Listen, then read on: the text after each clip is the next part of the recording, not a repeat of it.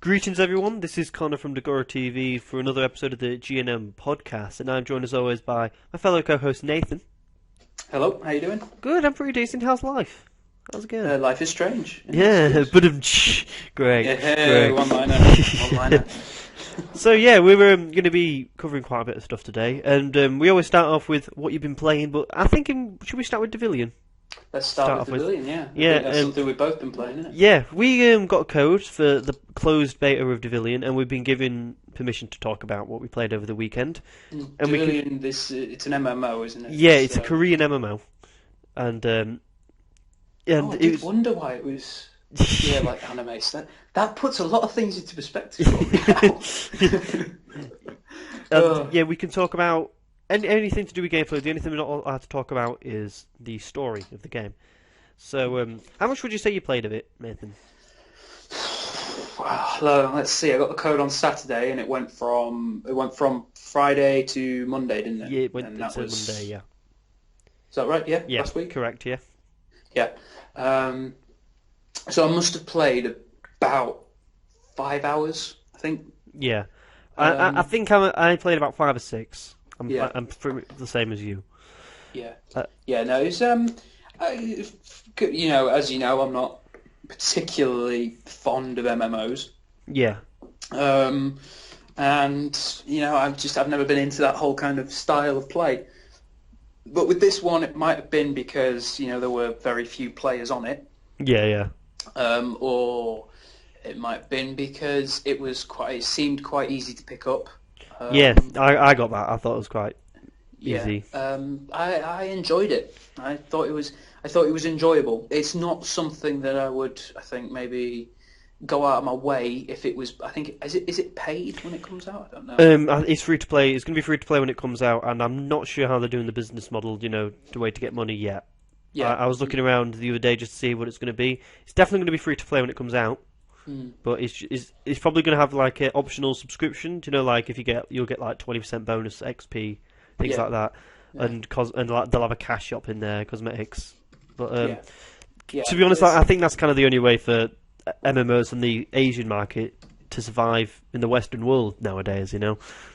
Especially when you've got like games like World of Warcraft, which we are going to be talking about a bit later, with it being BlizzCon this weekend. Yeah. And like Guild Wars 2 and things like that. They've got different business models. I can't really think of one Korean MMO that's come across, done a subscription model and worked out. Nearly all of them have changed to a free to play, like Terra. That changed to free to play, which are actually the same creators of this game. Oh right, yeah. Wow. Yeah, no, it's as I said, it's not something I would spend money on, I don't think. But if I think you're into MMOs, then I think this is the game for you, it's pretty standard MMO fare, isn't it, really? Yeah. There's not very much I don't think I could really pick out anything that I've never seen before. There wasn't a lot of customization, was there? I didn't think. That's exactly what I was about to bring up as well. Yeah. No, there was very little customized, but I don't know if that's just because of beta. More kind of noticeable for me was the fact I couldn't rotate the camera. Yeah. I don't know if that's normal, but it was the camera was set, so even when you zoomed in, so it was like an over the shoulder kind of view. Yeah, it's like a top down over the shoulders perspective. Is how I'd call it, because it's high up, but it's not high up in the way that it's top down, but it's tilted in a way that it's behind your character. Yeah, and you could zoom in using the mouse wheel and zoom out and that kind of thing, and you could do all that. But even if, and I tried this once, I zoomed right in so that he was like front and center in the screen, my guy, and the camera wouldn't move with him, so there was literally no point in zooming in. Because you'd decide you wanted to run left, and the camera would go through several buildings, so your guy would be obscured, so you couldn't see anything. So you had to stick to the top-down view. which was a bit of a bummer. But the leveling up seemed fairly simple. There's no level cap, by the way. Did you see? I did. I got to the stage where I could do the very first dungeon, which was. I think it was level 9. I think it was. And you can do the dungeons. The dungeons are 4 stages. They have normal, master, legendary, and ultimate. And ultimate was level 560, and that was the very first dungeon. So, yeah, it seems like you can go pretty high level in that game. Jesus Christ! Yeah. No, I don't even think I managed to get to a dungeon because I think what I just did was I stood there on the first beach, spamming the attack button. Yeah. Because I treated it like Pokemon. I just wanted to get a high level guy before I got started, and then I just never got around to it. I meant to play it on Monday, but obviously, circumstances got in the way. So, it was interesting. I think, there were 4 basic classes, weren't there? It didn't seem like Berserker. There's the shooter. Was that Cannoneer? I think it was called. Yeah, I think something like that. Yeah. And there was Shadow Hunter, which was the bow and arrow guy, which I chose, and Evoker. I went for Shadow Hunter. And Evoker, which was the little girl.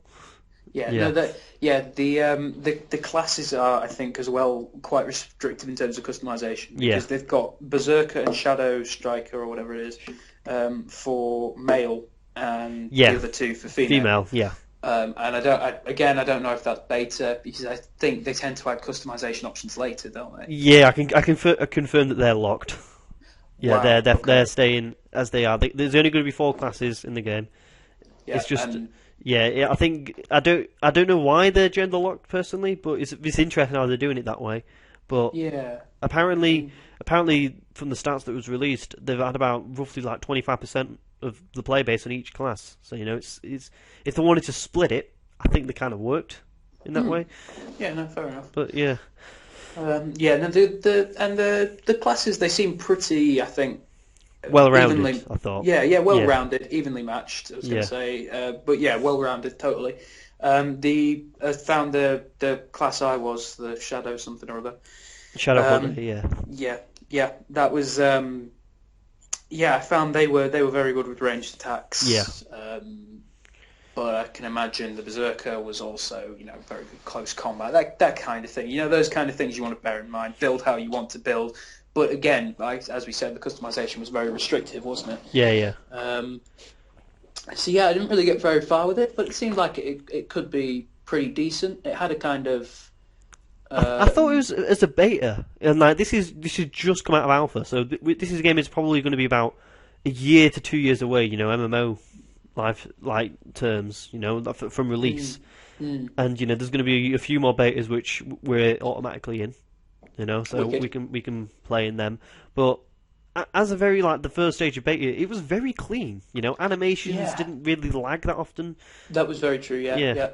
The only thing, and I'll have to be treading on eggshells here because I can't say much, but the only time it lagged was in the opening cinematic animation.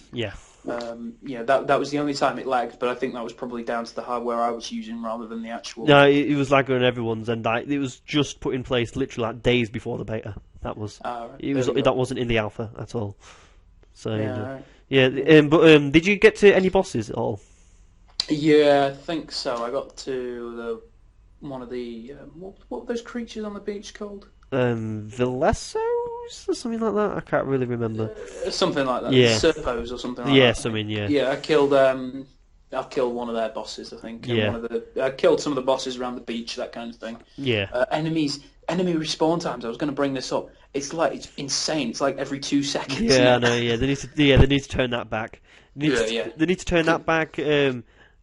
One thing I also say is that on the enemies. Or sometimes on the enemies, especially when I can't listen to the dungeon, they're very static. I found. Yeah. They don't move. They don't kind of walk around. Yeah. And they tend to use the same attacks over and over and over again. Yeah. And that's something that's probably going to change by the time the game comes out. I can imagine. Like you said, they've got a year to 2 years to fix all that stuff. So. But I'd say apparently they've got a lot of PvP stuff planned. Like they're doing 20v20, battlegrounds and things like that, and 3v3 as well, and plus guild battles. So one guild versus another guild. That whole guild is very much going to be focused around the PvP, which is going to be coming in up and coming betas. But I thought of what we played so far, I thought it was very clean. Chris, the story, I'm going to be honest, I'm not interested in it. I don't care. Nope. Yeah, nope. But but I think that's with that's kind of with MMOs that tends to happen. Yeah, doesn't it? I mean, it does. Really Yeah, interested in story. it does. But like I thought, there's quite a wide range of abilities to use at this early stage. Is probably going to be a ton more by the time each beta. So it looks bright. If you're really interested in MMOs, try and get a beta. I'm going to try and get a giveaway. A key giveaway next time we do it. Yep. Yeah. Hopefully when the next beta comes around, and keep your eye out on it, because if you're into MMOs, I think, especially if you're into Asian MMOs, I think you'd like this game personally. If you're into games like, like, mechanics are brilliant. Yeah, if you're into games like Terra, Final Fantasy 14, you give it a go. It's just going to be whether they get enough people to stay over a sustained period of time. But they've got. If you can do dungeons like 4 times through, at least that's at this stage in the beta. That's quite a lot of stuff to do. That's like 4 dungeons to every one. And then of all the others that they've got there throughout the game, there's a lot of dungeons. So for raiding, I think it's going to be quite decent. Yeah, definitely. It's I think, like you said, it's definitely one to keep your eye on. Yeah. Because if it is in closed beta and at that stage running quite well, then on our systems as well. We're not. We haven't got something that's going to be working for NASA anytime soon. These PCs. No, definitely not. No, mine is just my basic run-of-the-mill laptop. Yeah. So and to run on that as well as it did, with very, very few issues and fairly decent graphics. Yeah. Very shiny, wasn't it? A lot of flashes in the combat. Yeah, that's true. And I think the NPCs, like the companion NPC, I think, particularly in the starting mission, was I just basically crouched behind her for just the entire thing while I was trying to work out what to do because I had no idea how to attack, so I was just stood there while she just blasted everything in her way, So that could maybe do with a bit of fine tuning, but it's okay. Yeah. So I don't think it's gonna turn me into an MMO devotee or anything. Yeah, like that, it was just cool to try out. Yes, and it was quite a privilege to be able to get into a closed beta. So that was really nice, and I think that was all down to you guys as well. So thank you for that. And we got offered it because of getting code in that. I'm going to try. They did say that they're trying to try and get a lot more people into the next closed beta stage. They're going to be getting more and more people into the next one, so hope to get like a few keys, a giveaway. We'll put if we do get them, we'll put like a question, and like the first 100 people to get the right answer or something like that gets a key or something. Yeah. So let's move on to what games we've been playing. What other games have we been playing this week? We always start with you, Nathan, so let's go with you again. It's like a standard thing. Yeah, what a break from tradition. Yeah, what you been playing? Let's see. I did a very, very, very quick run through of the campaign of Injustice: Gods Among Us, the fighting game. Did you? Yeah. It's an interesting campaign. It looks like that the film Batman vs Superman is going to be taking bits of it. Yeah, that's what I've heard, and taking bits from obviously Dark Knight Returns. Frank Miller, but it's. I think it was you told me about it. I'd never heard of it before. It was last year.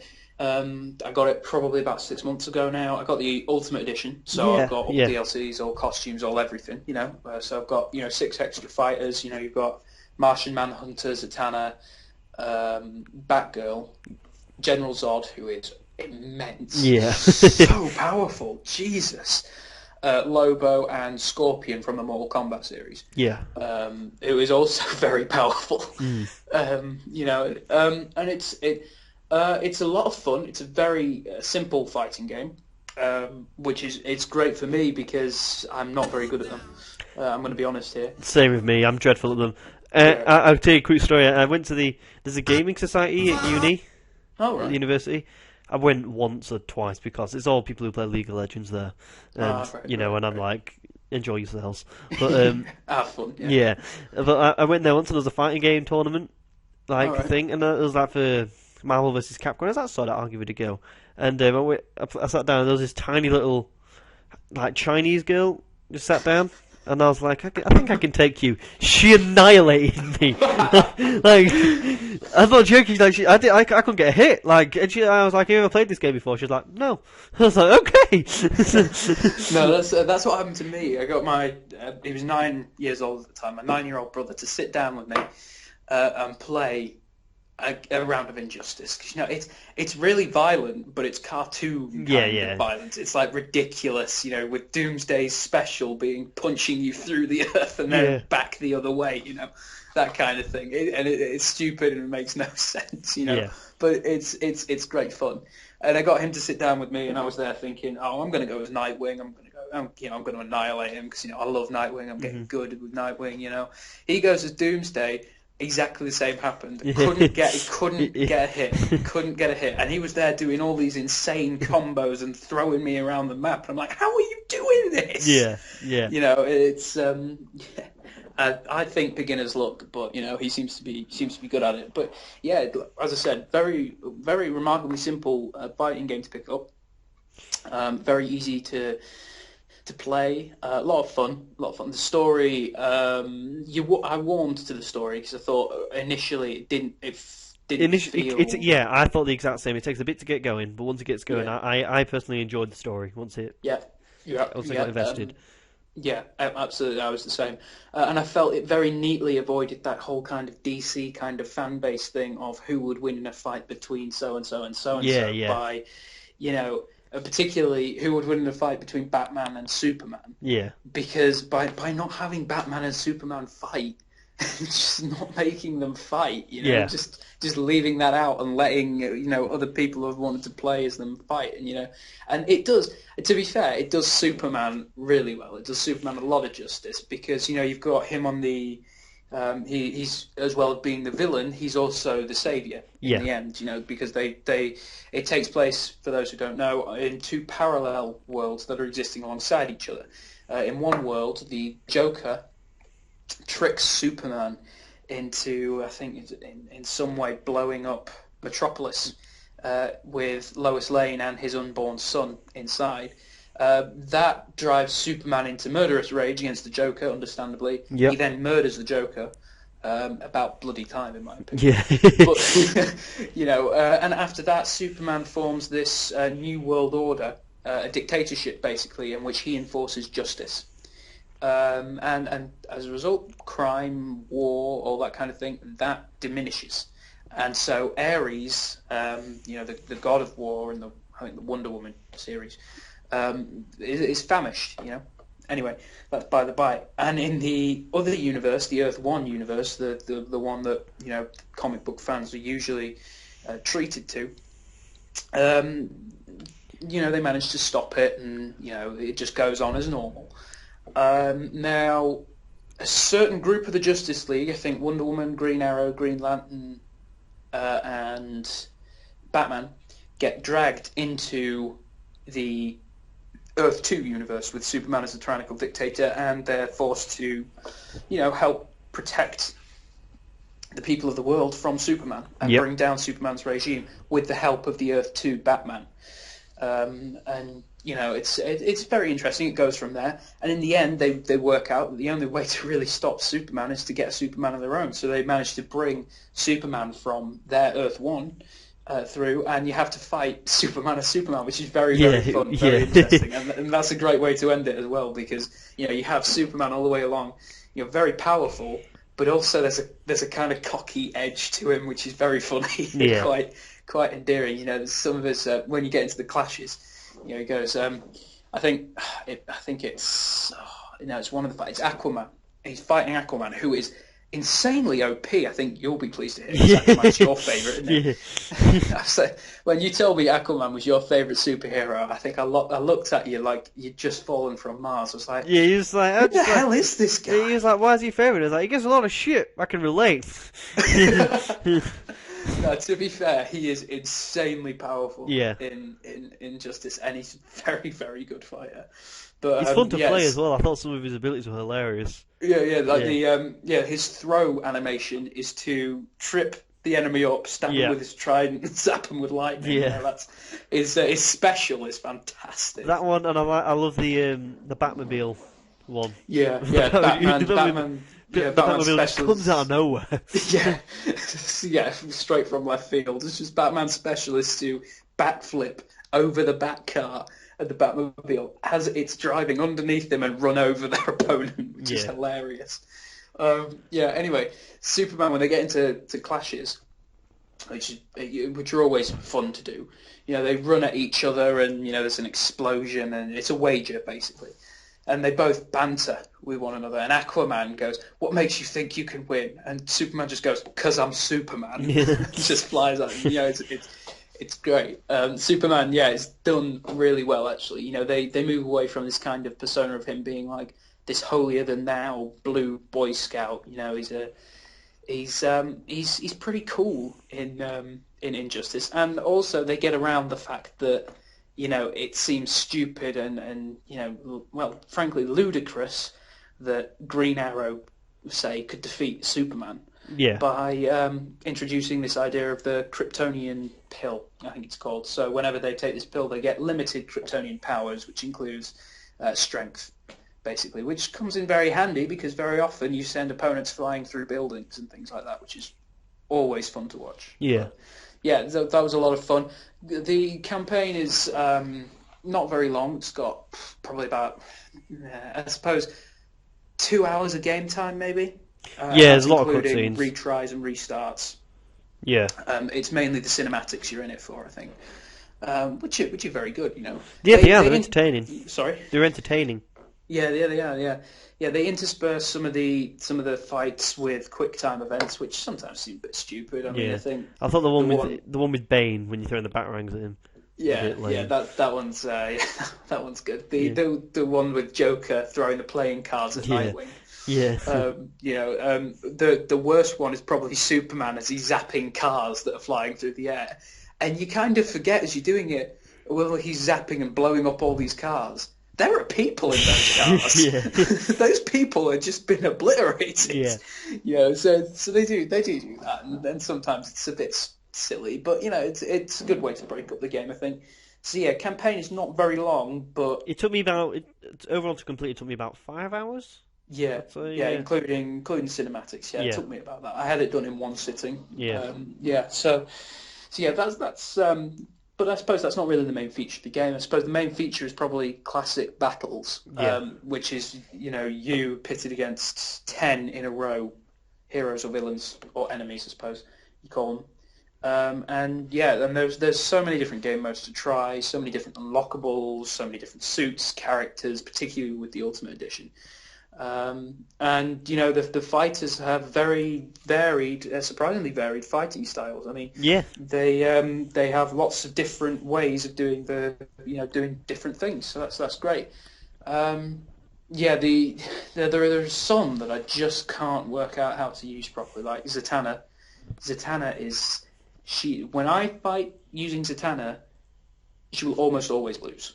She's just useless. There is literally no redeeming kind of thing to Zatanna at all until I fight against her, and then all of a sudden I'm getting thrown about all over the place. So I think maybe that just comes down to the fact I'm not very good at it. But, And interspersed with that, have you ever heard of a game called Lost Planet?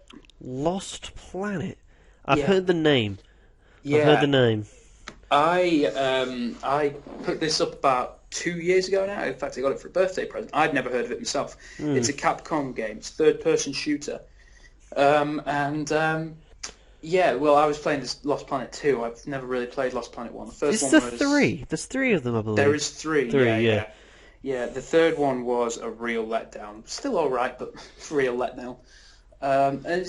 They take place in this very interesting world. Basically, the story is humanity has moved on from Earth, as they so often do nowadays in sci-fi games, but they find themselves on this ice planet called EDN3. Now, 12 years later, which is when Lost Planet 2 takes place, they have terraformed EDN3, so all of a sudden you're fighting in deserts, jungle environments, as well as icy areas. Some of the enemies look kind of cool.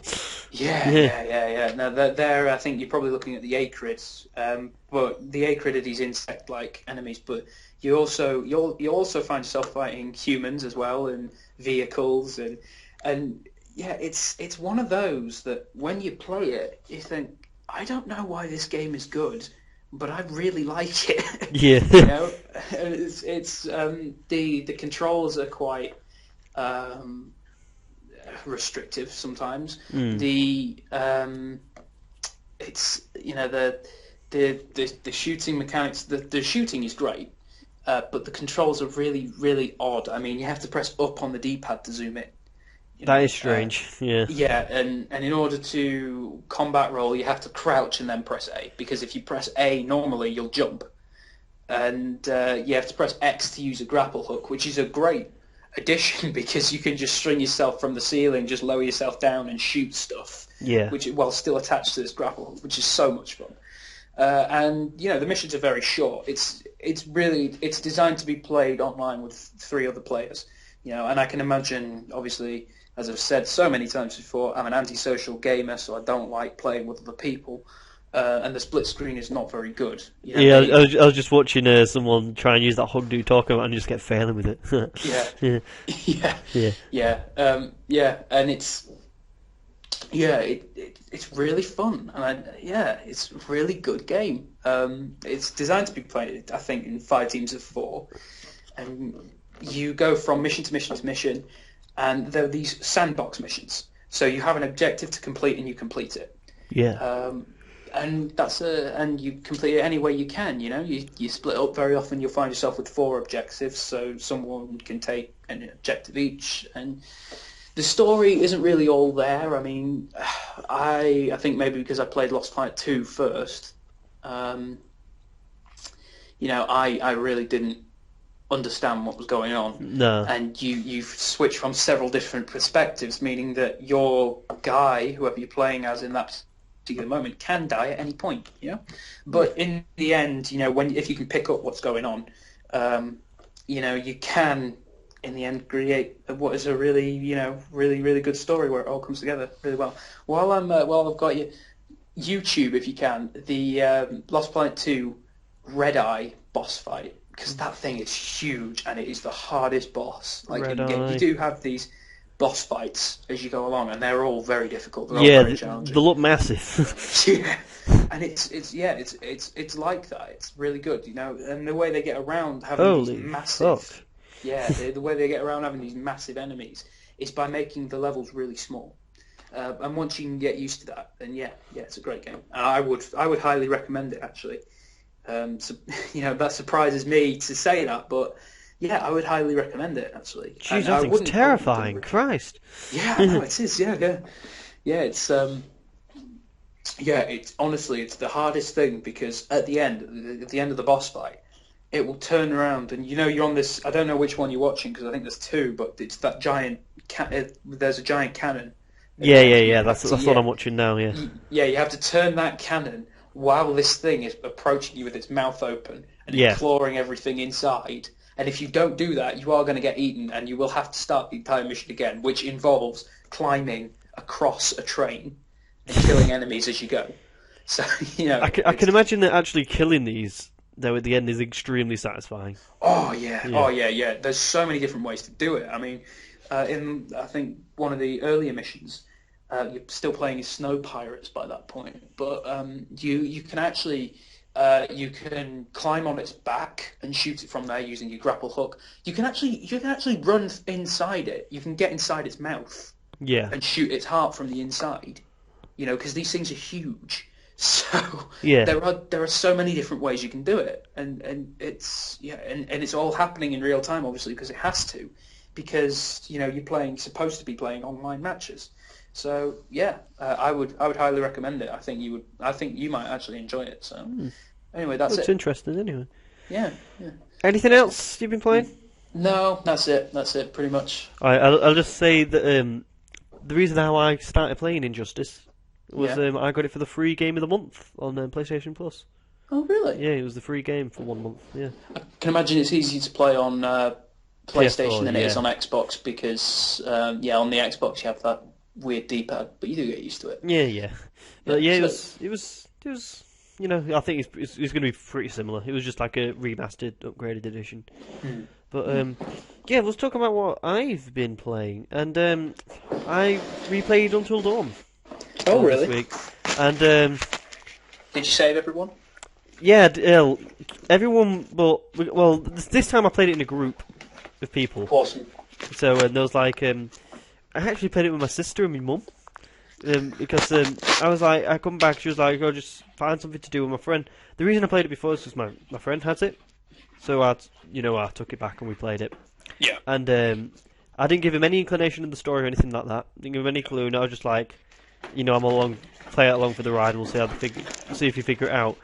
They freaking nailed the story. Oh no, like literally from moment one. No, from the start of it, there was like she was like, the flamethrower guy. She was just like, oh, he's going to be a good guy. He's not going to be a bad guy. He's going to be good. And I was like, okay. And he was like, and then as it gone on, hearing about the miners and stuff and cannibalism, my sister actually went freaking Wendigos, and I was just like, no way, no. How the hell did you do that? She was like, and I was like, I went, what's a Wendigo? She was like, oh, they're in Supernatural, and I was just like, sod you. And, yeah, but it was a lot of fun, but I'll be honest, when it comes to the end, Mike was the only person I cared about. I was just like, let's just get him out of here. And I was I had a lot of fun, my opinion changes on Mike, even though I love, Matt as well. Mike was kind of awesome. Sam was cool. Yeah, I enjoyed it again. Like I talked about the last time. It's a great game. It's a really good game to play. With people who don't like video games. Yeah. Because you can talk about the story and there's a lot of mystery and stuff that's going on, and everything. Yeah, definitely. It's not a very kind of involved game, is it? I mean, well, it is, but it's not like you have to run around kind of like really investing a lot in it. It's very simple to pick up and very simple to do. Yeah. And I was looking at the the development cycle of this game, doing some research on it afterwards. This game changed massively, like from what it was originally meant to be. It was meant to be a PlayStation Move game, first-person horror PlayStation Move game. Ooh, blimey! Wow, that is a huge shift. For the PlayStation 3. It was first announced like 3 years ago, and everyone just thought like, right, this looks crap, and it won't go down well at the convention, so they just took it back and changed it completely. And incorporated, the touchpad and the motion sensor. Yeah. And they incorporated that, which I thought was kind of a big change, and it kind of worked for them really. Yeah, I've got to say, I think it worked really well because I think it's a great game. I do. Yeah. It's one of my best games I played this year. Anyway, I think it's fantastic. Yeah. I would say that. I'd say I had the most fun I think I've had in a long time playing a game. Yeah, because as a horror game, it's not like for scares per minute. It's the lowest. But the first time I played it, I got this feeling like I wouldn't say sick, but like a butterfly, kind of like a weird feeling in your stomach. Was like I just want to get these people out alive. Yeah, nauseating, isn't it? It's like, oh god. Yeah, it's like I want to get them out. Yeah. It was cool, and like it's a great game. It's one of them games where I generally feel like anyone could play it and enjoy it, even if you don't like horror. Because I can't really stand horror films, to be honest with you, but I enjoyed it. Yeah. I enjoyed it. Yeah, I'm exactly the same. I know exactly what you mean. Yeah, no, it's it has what I think a lot of horror lacks, which is something interesting about it. Sometimes just a lot of horror nowadays is just, I don't know, there for a cheap scare. Yeah.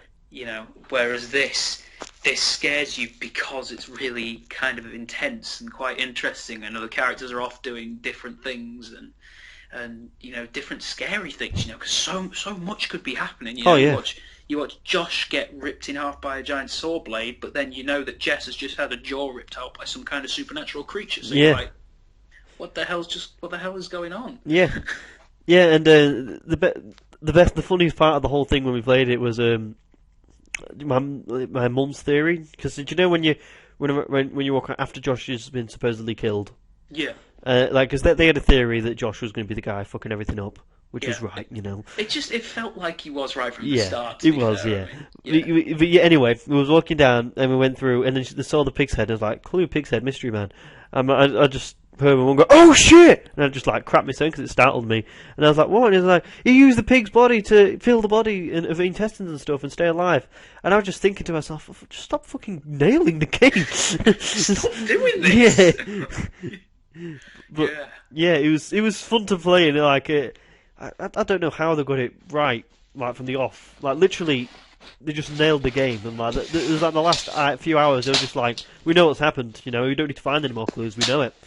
But it was fun. It was good. And, no, that's I couldn't call it. I mean, there was certain bits that I did call. I called the psycho killer thing. Yeah, I knew that was a fake out. But I called Josh. I called the guy was a good guy. The flamethrower dude. It was just too easy. Wendigos, I didn't really know where that was fucking coming. But, no, but I knew there was something dodgy going on with Hannah. I knew that Hannah was going to feature into it again somehow. Yeah, like I wouldn't necessarily for me. I wouldn't say I knew Hannah was going to we'll see her again, but I knew that the twins there was going to be something that had a part of the story. Yeah. Their death had to factor into it somehow, didn't it? Yeah. Okay, so what else have I played? And to be honest, I haven't really been playing anything new because I've come back to Scunny and I haven't really had the time. You've just not really been playing anything except until dawn. Really? No, I've played stuff, but nothing new. I carried on my Witcher 3 save. Yeah. How's that going? Still on Skellige. I'm pretty much at the end of Skellige now. I'm just kind of getting up all the last couple of contracts, get a few bit of coin, and then when I go back. Let's wrap this thing up, hopefully by the end of a couple of weeks, and play the DLC, which should be fun. Excellent. And I played more Football Manager because it's just a game. I've actually got it open now. I need to close it, but it's just play when watching telly. It's the new game. It's the new one that comes out. I've already got. Let me check how many hours I've got into it.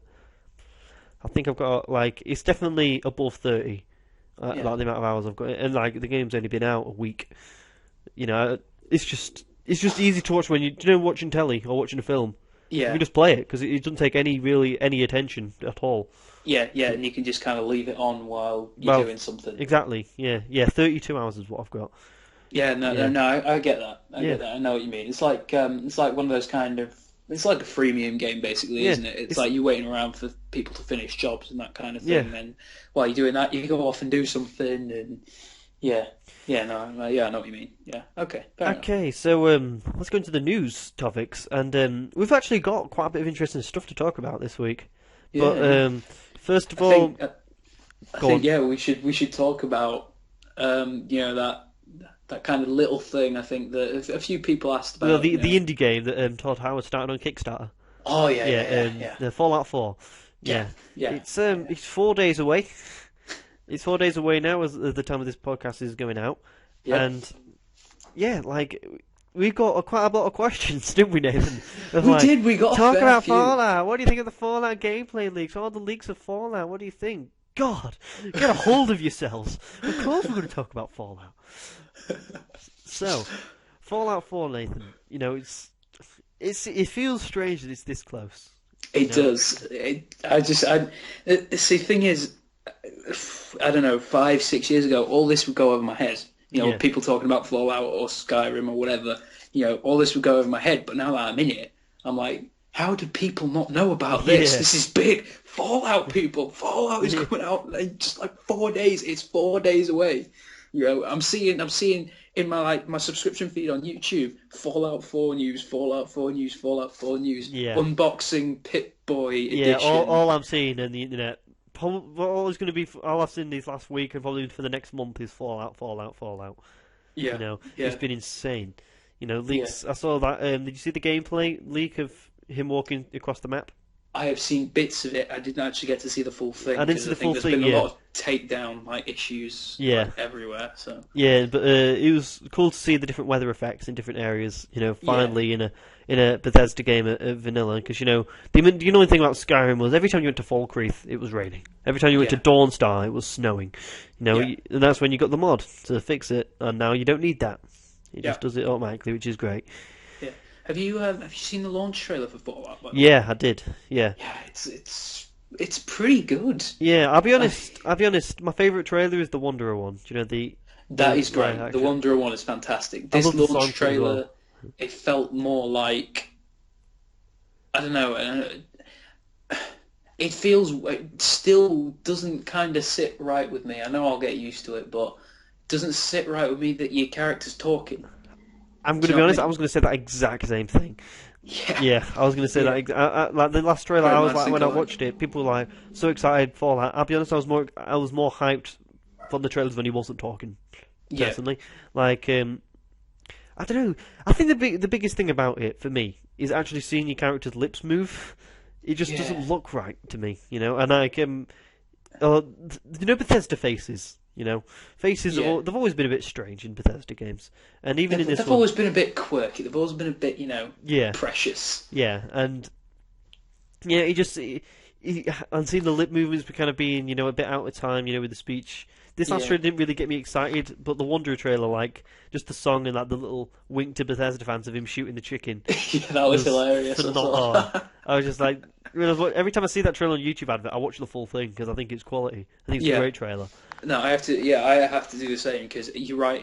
It captures the tone of Fallout. It does, You've got that kind of that bleak looking world. Yeah. Yet there's so much kind of.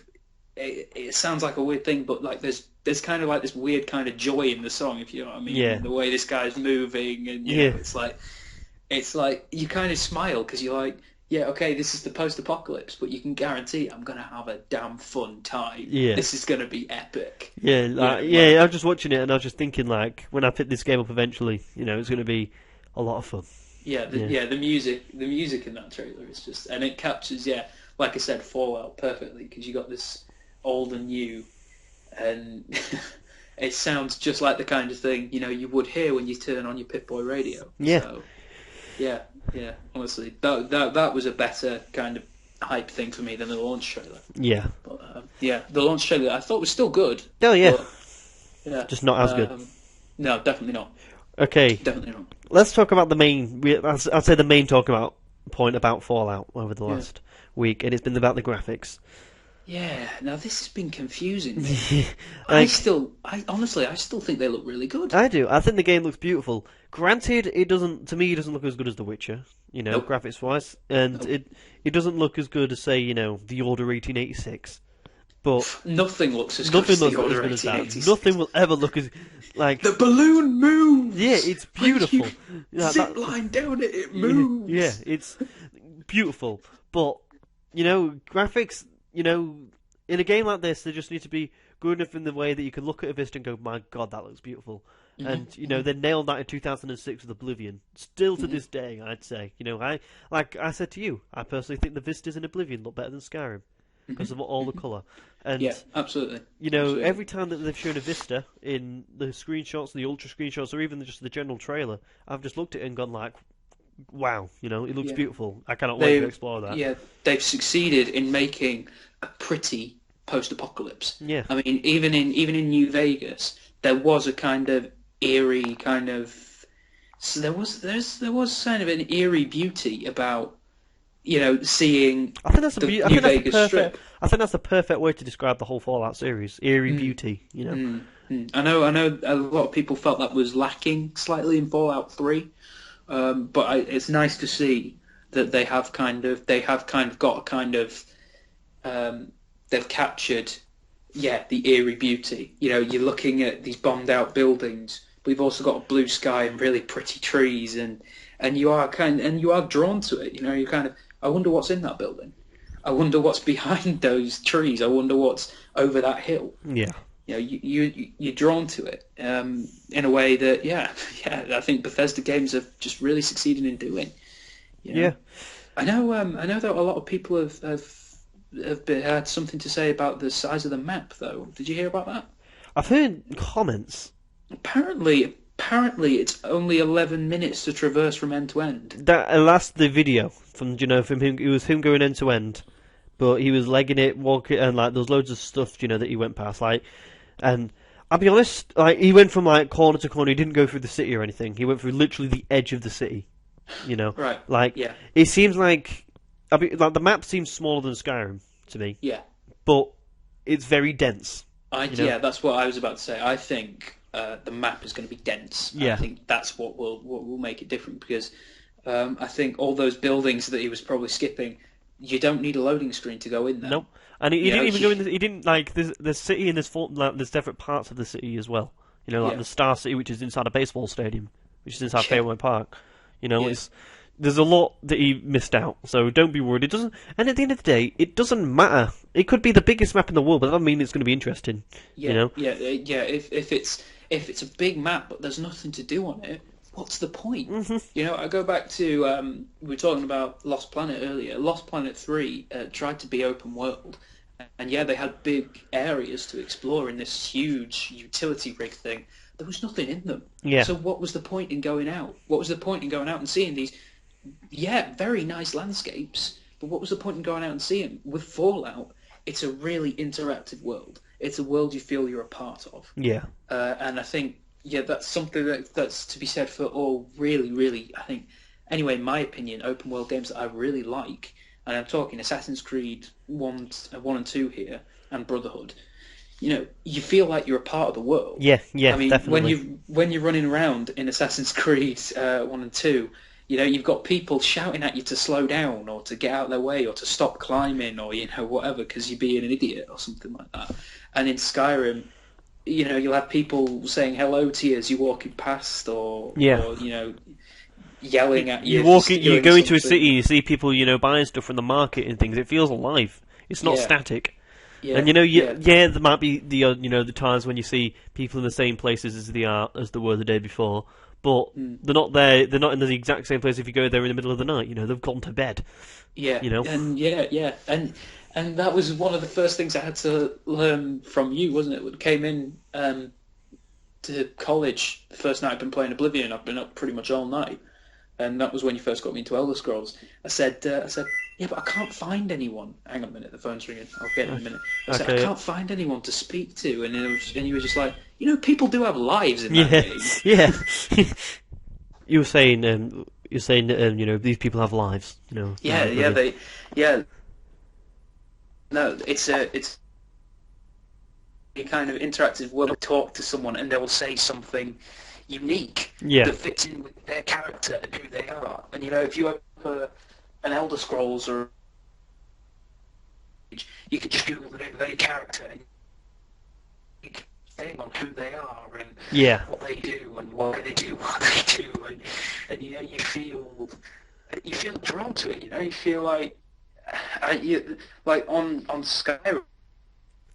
It was the most confusing thing for me is when I have to do like a mission for the Thieves Guild, and I'm like, but I don't want to steal from this guy. I like this guy. He's a nice guy. And it's like, that's honestly that's a power that Elder Scrolls games have to make you really feel like you're part of something. Definitely. General. Like even Dishonored, it goes right down to Dishonored.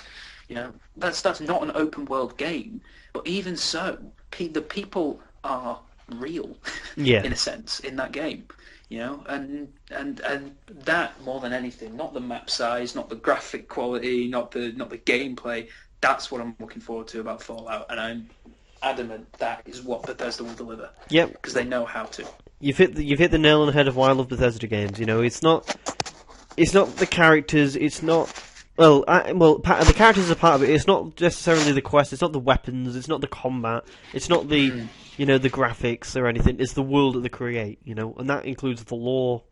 The stories of the game and everything. It just all comes under that part. And I think that's the main reason I'm looking for Fallout. Is the way that Bethesda make the games. Yeah, totally. Yeah, that's and that is something that. They deliver time after time, and it's what makes, even though they released the game at launch with bugs and issues that they just didn't foresee, that's still what gives it so many positive reviews. Yep, I think even though like a game like with a world like Assassin's Creed is now, where you don't really feel it's interactive or anything, or you're part of it, or it's just scenery or whatever. that's why it will release to, like, I think Unity did 3 out of 10 or something like that, something crazy like that, because of how glitchy and how poor it is. Yeah. So there we go. Should we move on to the next point? All the haters can hate. Yeah. Well, Fallout, very much looking forward to it. Absolutely. Let's move on to the next question. Okay, yes. So Destiny's been in the news this week, and I thought this would be something that you'd be interested in talking about. It was an article by Kotaku, which is... It's kind of rare for them to actually produce a bit of work that's actually good, but anyway. Yeah. It's like... occasionally they have the nice article, it's just in the massive sandwich of, here are some cosplay butts. So, anyway. It says that it was an article on Destiny, and it was it got news from, people who worked at the development studio and don't work there anymore, and inside knowledge and everything. Yeah. And it makes so much sense, because it had this...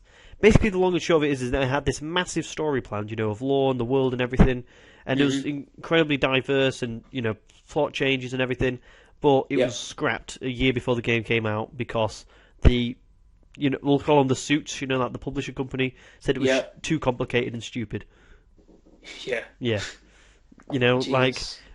But it makes so much sense, that now you look at it, the story is extremely dumbed down. You don't get any of the lore in the game; it's on the website. And if you and I was just about to say, if you want the lore, if you want to know the lore, which I have to say I've seen bits of, and it looks pretty interesting. Yeah. If you want to know a bit of the lore, you go to www.destiny.co.uk. That's such a slap in the face, isn't it? You play a game, I want to hear the story in the game. Not on a freaking website. Clicking on cards and reading, awful. But I thought it was just kind of incredible that the big thing that it was slated on most was having this really lackluster, poor story when it had this major one planned, but it was scrapped. As you being predominantly a Bungie fan, when it comes to Destiny, what's your opinions? My opinions on Destiny, the game as it is, or Destiny as it could have been. Both.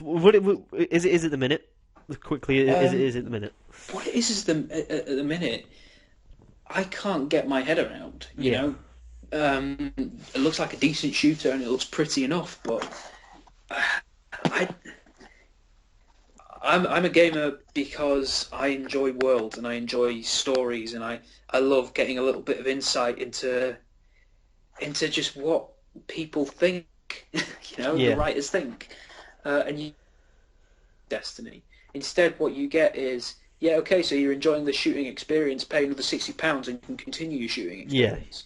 It's just you're locked into a system where if you want to keep up, and if you want to keep up with your friends and match your friends and keep doing what you're doing and keep enjoying the game, keep paying them money. Yeah. I've paid my hard-earned £50 or 40 or whatever, how much a game costs brand new nowadays. I tend not to buy brand new because I'm very, very poor. Yeah. But I spent my hard-earned money buying that game. I don't want to keep having to spend my money. And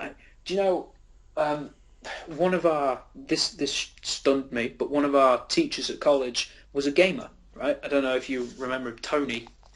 I can remember a bit. Yeah. Yeah. He was a gamer, right? And he said, and he pointed out, why would I want to spend money on a game that's not finished? Yeah. They've not finished the game. The game, if they're still adding this many expansions, and they're not expansions, they're full-blown parts of the game that they missed out, because when the game originally launched, it was literally every kind of interesting story thread was, give us 2 months and you'll find out the rest of the story. Yeah. Give us 6 months and you'll find out where this is going. Yeah. Give us a year and then £60 and you'll get another really good story. It's like, when you get and the right way to do it is, a game like, the way World of Warcraft does it. And, I think the story in WoW is bullshit, to be honest with you, but it does it with this kind of thing where, it has this story happening, in the game, and it wraps it up, but then a new threat starts coming at the end. And you see it and then it leaves you in a kind of like a point of cliffhanger, but you can kind of continue with your game. And then when the new expansion comes out, it does all that story, it wraps it up, and then a new threat comes along. It kind of follows that tread where it satisfies the people watching it or shocks the person who's playing it, but there's always something new that's happening. It's not leaving anything unfinished and going like, come back in a year's time and see the end kind of thing. Yeah, no, that's one of the problems I have with Destiny. Whereas you would get satisfying stories in World of Warcraft, and if you were interested, you'd keep going.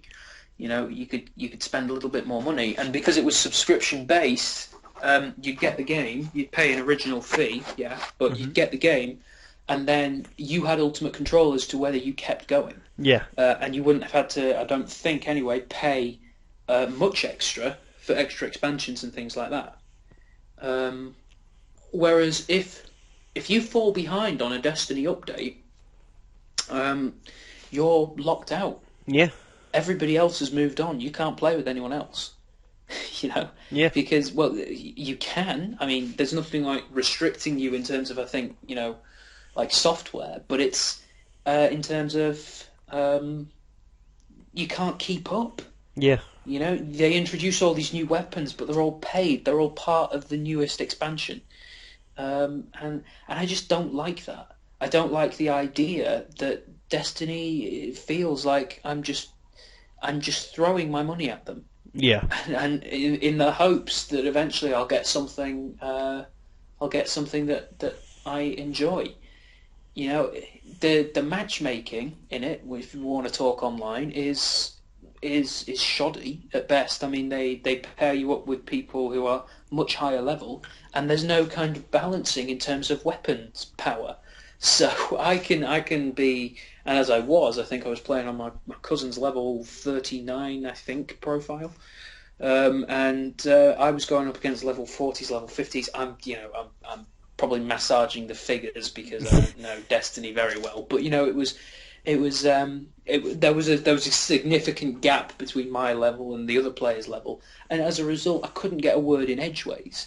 They were just knocking me down every 2 seconds, and because they were bringing all these high-powered weapons, and at the end, it didn't matter one jot that they did better than I did, because I still ended up with a very powerful weapon from all of that, even though I'd done absolutely nothing and scored hardly any points. Because they don't give it based on merit. They give it based on luck. Yeah. Based on it's crazy. It is absolutely crazy. And frankly, I think my original idea was with Destiny, wait until it's all come out. Wait until they've got it all out and then see what you think. But I don't think I'm going to be able to do that because judging on what they spend on the expansion editions, it's going to be soon £250 to keep up with Destiny now. I'm not spending that much on a game. I love gaming as much as the next man or woman. But that's as much as a console. Yeah. Jesus, I could spend that on an entire full-blown console. Yep. Oh, God. I'm getting a brain aneurysm here. Oh, God. Should we move on before you die? Yes, let's please, go. Let's go. Yes, let's do it quick. Move on. Okay. So, it's BlizzCon this weekend, which is the Blizzard convention about all Blizzard games. That's Heroes of the Storm, StarCraft 2, World of Warcraft. Are we likely to hear anything about the World of Warcraft film then? If that's the case? Yeah, we're going to talk about that in the movie segment. Ooh. Yeah. So, plug. Yeah. There is so there's been quite a bit of news, and the game Overwatch, which is in beta at the minute, which is like this kind of Team Fortress 2 style first-person shooter, is going to be coming to consoles. It's the only two Blizzard game. There's going to be a second Blizzard game on consoles, along with Diablo 3, obviously. Yeah. And it's got people quite excited. And it's going to be coming out on or before June the 21st, 2016. Okay. And have you seen Overwatch? And it looks like something that you'd be interested in getting? Hang on, let me you answer that question first. I'll answer. So have a quick look at what Overwatch is like. For me, I have been watching quite a bit of Overwatch, on YouTube. It's obviously the new Blizzard game is the big thing that a lot of people are getting excited about. Yeah. And as a first-person shooter, it looks very, very balanced in the sense that it's more about the team, and it's got people playing around the team. And one of the big things about that is that it's showing you when you go on the leaderboard, it's not showing who's on top of the leaderboard. It's not showing you who is, got the best KD ratio. It's telling you the objective. So the players are actually, in the beta at the minute, are actually going for the objective and not going just to get kills, which I found really interesting. The maps look really cool. I think the different amount of characters they've got are fantastic because, it's like an MOBA in the sense, that it's got, heroes and characters instead of, guns and classes. Mm-hmm. It's got like... It's like in the world they've got like people from Australia and America in it, and Bolivia and Bulgaria in it, and things like that, and different heroes retrospective to the countries, and that the Australian people are basically Mad Max, which is hilarious. Yeah. And I think it's going to be a big change, the FPS market on consoles. Personally, I think it's a satisfying enough change. It's got this kind of like clean, cartoony look to it. Yeah, I'm just looking at it now. It looks pretty. And yeah. Is it running in 60 frames? I can't tell. It will be in 60 frames. Yeah. Hang on a minute. Oh no, this can't be the right game because I thought this was a 2K. No, this game. is a Blizzard game. Yeah, what's that 2K shooter that's coming out that looks just like this? 2K shooter. It's by the same guy who did Borderlands. Yeah. So I can't remember what it's called. I'm gonna have to look it up. Battleborn, yeah. That's it. Yeah. I thought that was something to do with Bloodborne originally, but it's a bit like Borderlands, that kind of thing. Yeah. But this actually looks pretty fun. This looks pretty interesting. It looks a lot of fun, and it's got a story to it and everything as well. Oh, wow. Yeah, it's got they're going full Blizzard on it. Yeah. Jesus. So has it got story mode or just a story kind of?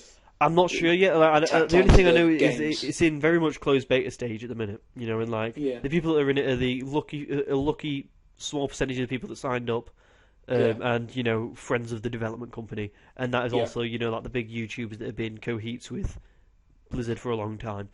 Yeah. So that there's a lot of gameplay of it coming out recently, and a lot of people playing it, and I've heard that of people that have played it is very, very balanced. And a lot of different weapon varieties, Like, you can see a guy going around with a minigun and some guy going around with a bow and arrow and still having the same chance. Yeah, I'm watching a guy with the bow and arrow now. It's actually very powerful. Yeah. It looks a lot of fun to me. It looks like really the first-person shooter that I've seen that could be, something that I'd be looking into buying, personally. Yeah. What's this percentage bar at the bottom here? This percentage wheel thing. I'm not too sure about that, to be honest with you. I wonder if it's it looks like some kind of special power. Oh, that is probably. Do you want about the bullets on the left or the thing in the middle bottom? The middle bottom. I think they've got like a special ability where they can one guy can activate a shield, one guy can unleash monster attack kind of thing, and it's just a percentage until that builds up. Oh wow. Yeah, because I think it's bullets on the top left, and it's I think it's a health at the top. Yeah, the time of the game, But at the minute they've only got 2 game modes in, but it's in beta, so that's probably going to. Sorry, I'm just looking at some of the names of these characters. Yeah. Is it Camille? Is that right? Yeah, Camille. Yeah. Yeah, and it's Over. Yeah, Over. Yeah. O-V-E-H. I thought they said oven to start. Yeah, Over. You got it right. Yeah, he's in. He was in World of Warcraft. Oh, yeah. So have they drawn together characters from all over? From Blizzard. That's kind of how they do it. Right. They've got they've got the Warcraft universe, the Starcraft universe, and the Diablo universe. Them 3 universes, and Heroes of the Storm. That's like a MOBA, and he gets characters from all 3 and fights them together. Hearthstone is just the Warcraft universe, and this is kind of all of them put together, and some new people as well. It's going to be interesting to see how they tack a story onto that. But, it's going to be. I think it's going to. Apparently, it's going to be like wacky, cheesy kind of cartoon story fun kind of thing, which is kind of cool. But and this can kind of segue into the next story about World of Warcraft, and it's not going to be releasing its subscriber numbers anymore. Have you heard about this? I've heard something similar. I've heard that. They don't talk in terms of units sold or subscriber numbers. In terms of players who are continually playing. Yeah, generally MMOs release the sub numbers every quarter, to give a sign of how the business is doing. Yeah. Well, the World of Warcraft subscribers, we say this is low, but it's dropped to 5.5 million a month, and that's the lowest it's had in 9 years. Yeah. Wow. So I think they've come out and gone like, yeah, we're not going to be publishing the sub numbers anymore. And to be fair, I haven't seen it as advertised as frequently as it used to. I seem to remember Ozzy Osbourne and Ozzy Osbourne, Mr. T. Yeah. You Mr. T, and Robin Williams used to do it a bit as well. Yeah. They made him an NPC in the game after he died. Oh, really? Yeah, as a fan tribute. Yeah, because he was a big fan of it. Yeah. Hang on a minute. Did you say Billy Williams? Sorry. Who did you say that was? Robin Williams. Robin Williams. Oh, I thought you said Billy Williams. Oh no, Robin Williams. Lando Calrissian. He was a big fan of it, so they made him an NPC. Wow. Yeah, in the game. Yeah, but nice. It's this is really the first time it's come around where it's obviously the first time it's dropped to its lowest subscribers in 9 years, and it came out in 2005. Yeah. So obviously it went slow, and then when 2006 came around, then it got mainstream. It just shot up and stayed up for years, for about 8 years, and now it's kind of steadily declining. And it's kind of a strange time for World of Warcraft, but they've got Heroes of the Storm, Hearthstone, Overwatch, Diablo 3. I think they're going to be all right. Yeah. So do I. I think they'll get through this. Yeah, I think they'll get through 5.5 million subscribers. Yeah, and plus, a new expansion coming up next year. Yep, and that's sure to bring players back. I think it always does. Yeah. Would it be like there's two ways it could go around. Like they could go, how Warlords of Draenor went, where people came back, did the stuff, and then just left. Or it could be the Mist of Pandaria, which was the one before that, where people came back, played it, and stayed around for a while, and then started dackering off slowly. Yeah. And obviously you'd want the Pandaria way, where people stay for as long as possible. But it depends by how much stuff there is to do. Like raiding stuff.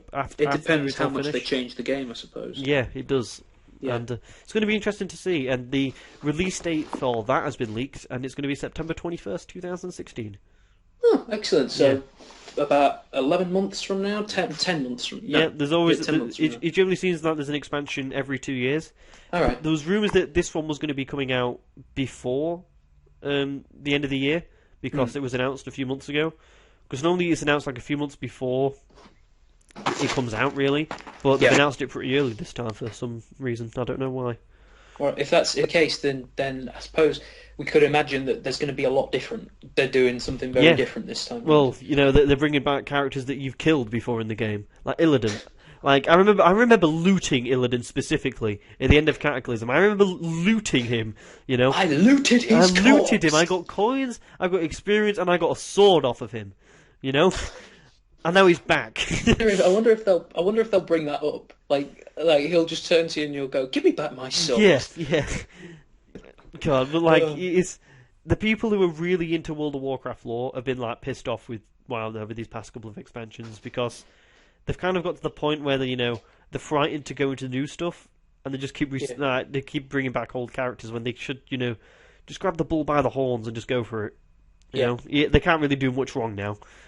That's very true. They're very solidly they're very solidly kind of part of gaming culture now. Yeah, and and as a game, everybody knows World of Warcraft. Exactly, and then it's like the godfather of PC gaming, to be honest. Yeah. I mean, even if people are just joking about it, everybody still knows what World of Warcraft is. Exactly. What is it, that South Park joke? It's like South Park episode. It was fantastic. Make love, not Warcraft. Don't you guys have World of Warcraft accounts? No, we all have lives. Yeah, it's great.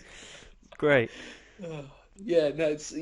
See, World of Warcraft is not going anywhere. No. I mean, I can't imagine a point where it just stops. Do you know what I mean? Yeah.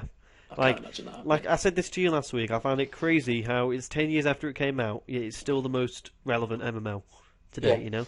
Yeah. But it's still number one in subscribers, even though it's the lowest it's been for an MMO. Yeah. Usually by now, something has come along and done it better. Yeah. Something has come along and surpassed it, but no, still nothing. Yep. We're just waiting for that new thing to come around in MMOs where it just knocks it off the top. And I think I'd speak with everyone. We're kind of looking forward to that day when it's going to be something new. Yeah. Yeah. But even then, I can't imagine it would have to be phenomenal. Yeah. I mean, yeah. It's gonna be get off its spot. I mean, it's gonna be a huge change. Yeah. Yeah. Yeah. I mean, it's like I suppose the only comparable thing I can think of in terms of it's so kind of firmly rooted is something like Call of Duty. Right? Yeah. Because they're two are, in terms of everything else, not compatible in the slightest. Yeah. But I know what you mean in the terms of the genre they're in and how successful they've been. I don't think there will ever be a point where we won't have another Call of Duty coming out like every year. Everybody knows it, and even if there are shooters out there which come out like and people say this is better than Call of Duty, those are flashes in the pan, because Call of Duty very quickly adopts those things that they did really well, takes them and puts them in their own franchise to make theirs better. Like Titanfall, I don't think, if they release a Titanfall 2, which I'm not sure if they will or not, if they release Titanfall 2, I can't picture that surpassing Call of Duty, because everyone will be going, oh, Call of Duty has all these mechanics anyway. And there's a new one out every year, Yeah, exactly. So, the first thing I think probably they did, Treyarch or whatever, they looked at Titanfall, which has, I think, been their main kind of, competitor recently. What's that do really well? Well, it's the free running, it's the movement, it's the that kind of thing, and they've gone, okay, well, we'll put that in our game. Yeah, but what I love about the way that they went about it when they announced Advanced Warfare, and I was going oh yeah, no, but we've had this in the plan for like 2 years now. Yeah, we've planned this. We was always going to do this. I know other competitors have done this. We planned it before they made it. Yeah, they beat us to it. They didn't. Yeah. Weren't even trying, were you? Let's be honest. Okay, should we move on to the questions? Yes. Have you got anything more gaming wise you want to talk about before we go into the questions? There was something. No, I can't think what it is. No, okay, if it comes up, just interrupt, and then we'll go for it. I always do. So, I gave you I'll just send you them now, the questions. There you go. Yeah, here we go. Ooh, we've got another one from Anon. Yeah, well, it's anonymous, so, yeah. It's just a guy who didn't forget to put a username in, so great, cool. Oh, I'm so looking forward to the last question. Oh, that's going to be so... Yeah, sorry. I know, that's why I put that in there. Thank you, I love you, man. That's just... I can't wait to answer that. Okay, because I checked and we haven't actually talked about... Sorry, guys, whoever's listening, just give us 30 seconds. We haven't actually talked about it on the podcast for... since we put it on iTunes and that. So what, Mass Effect? Yeah. No. So, first question. I'll read it, so then that way I can read the third question to you. Excellent. Anonymous. With Blizzard looking like they're going to announce 3 remasters, what do you think about remasters in the gaming industry? And Shatner for the win.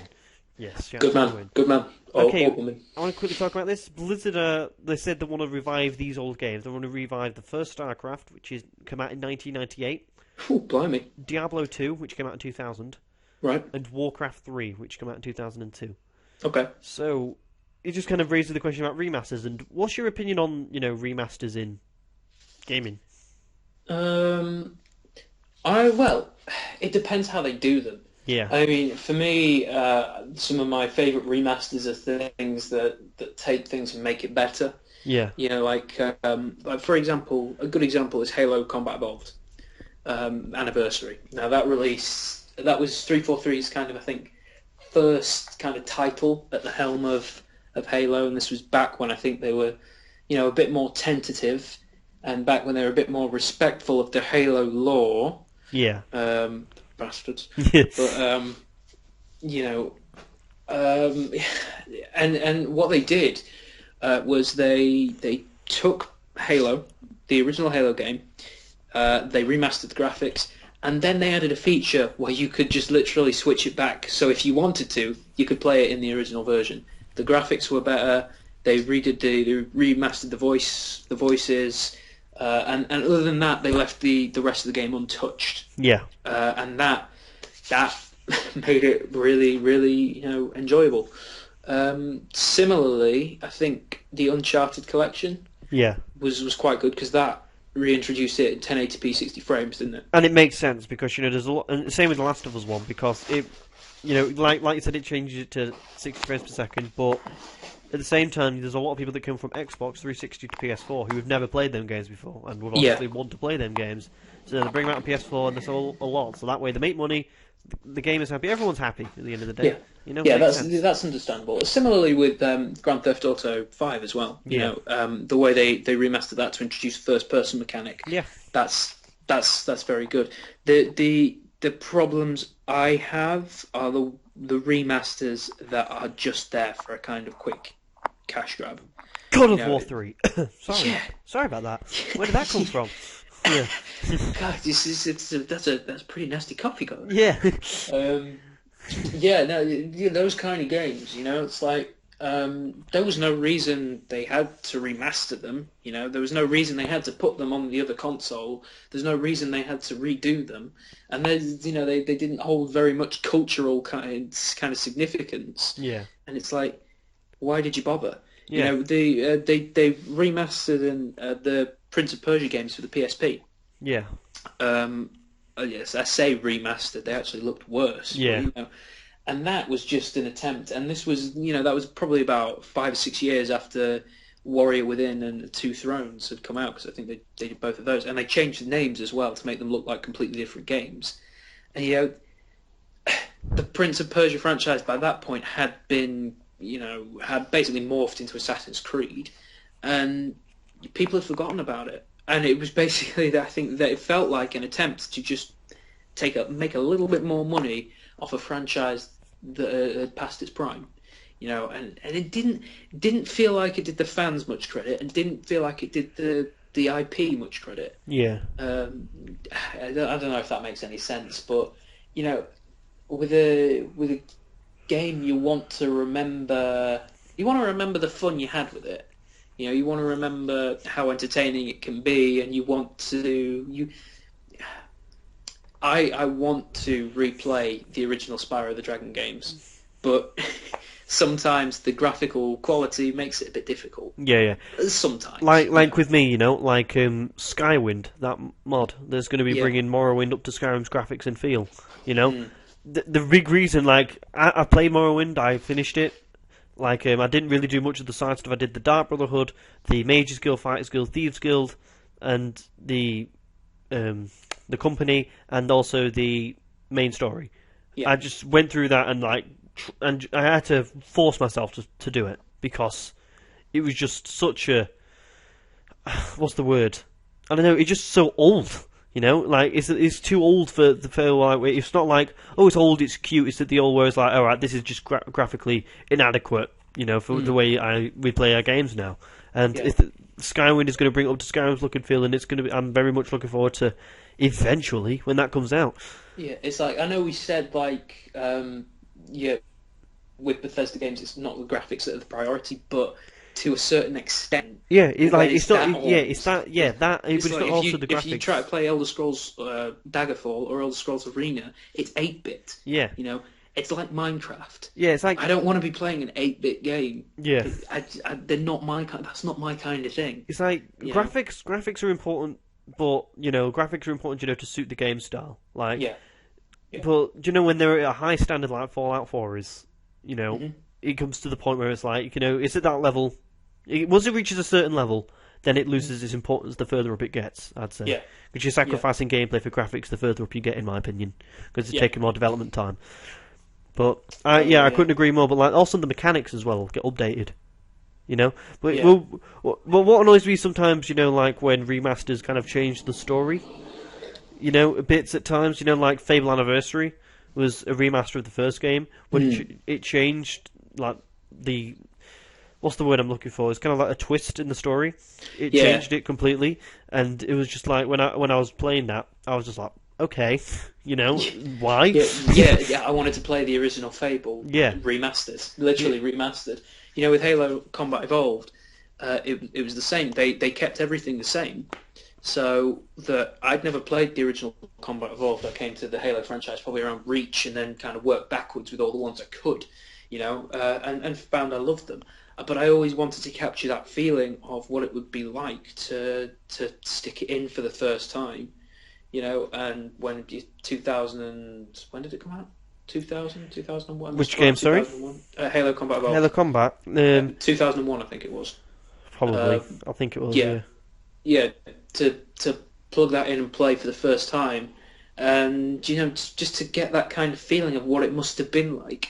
And it did a good job of conveying that, Yeah. And yes, it felt kind of outdated in terms of gameplay because it was quite obvious what they'd done, and it's created this huge map, but made it sparse.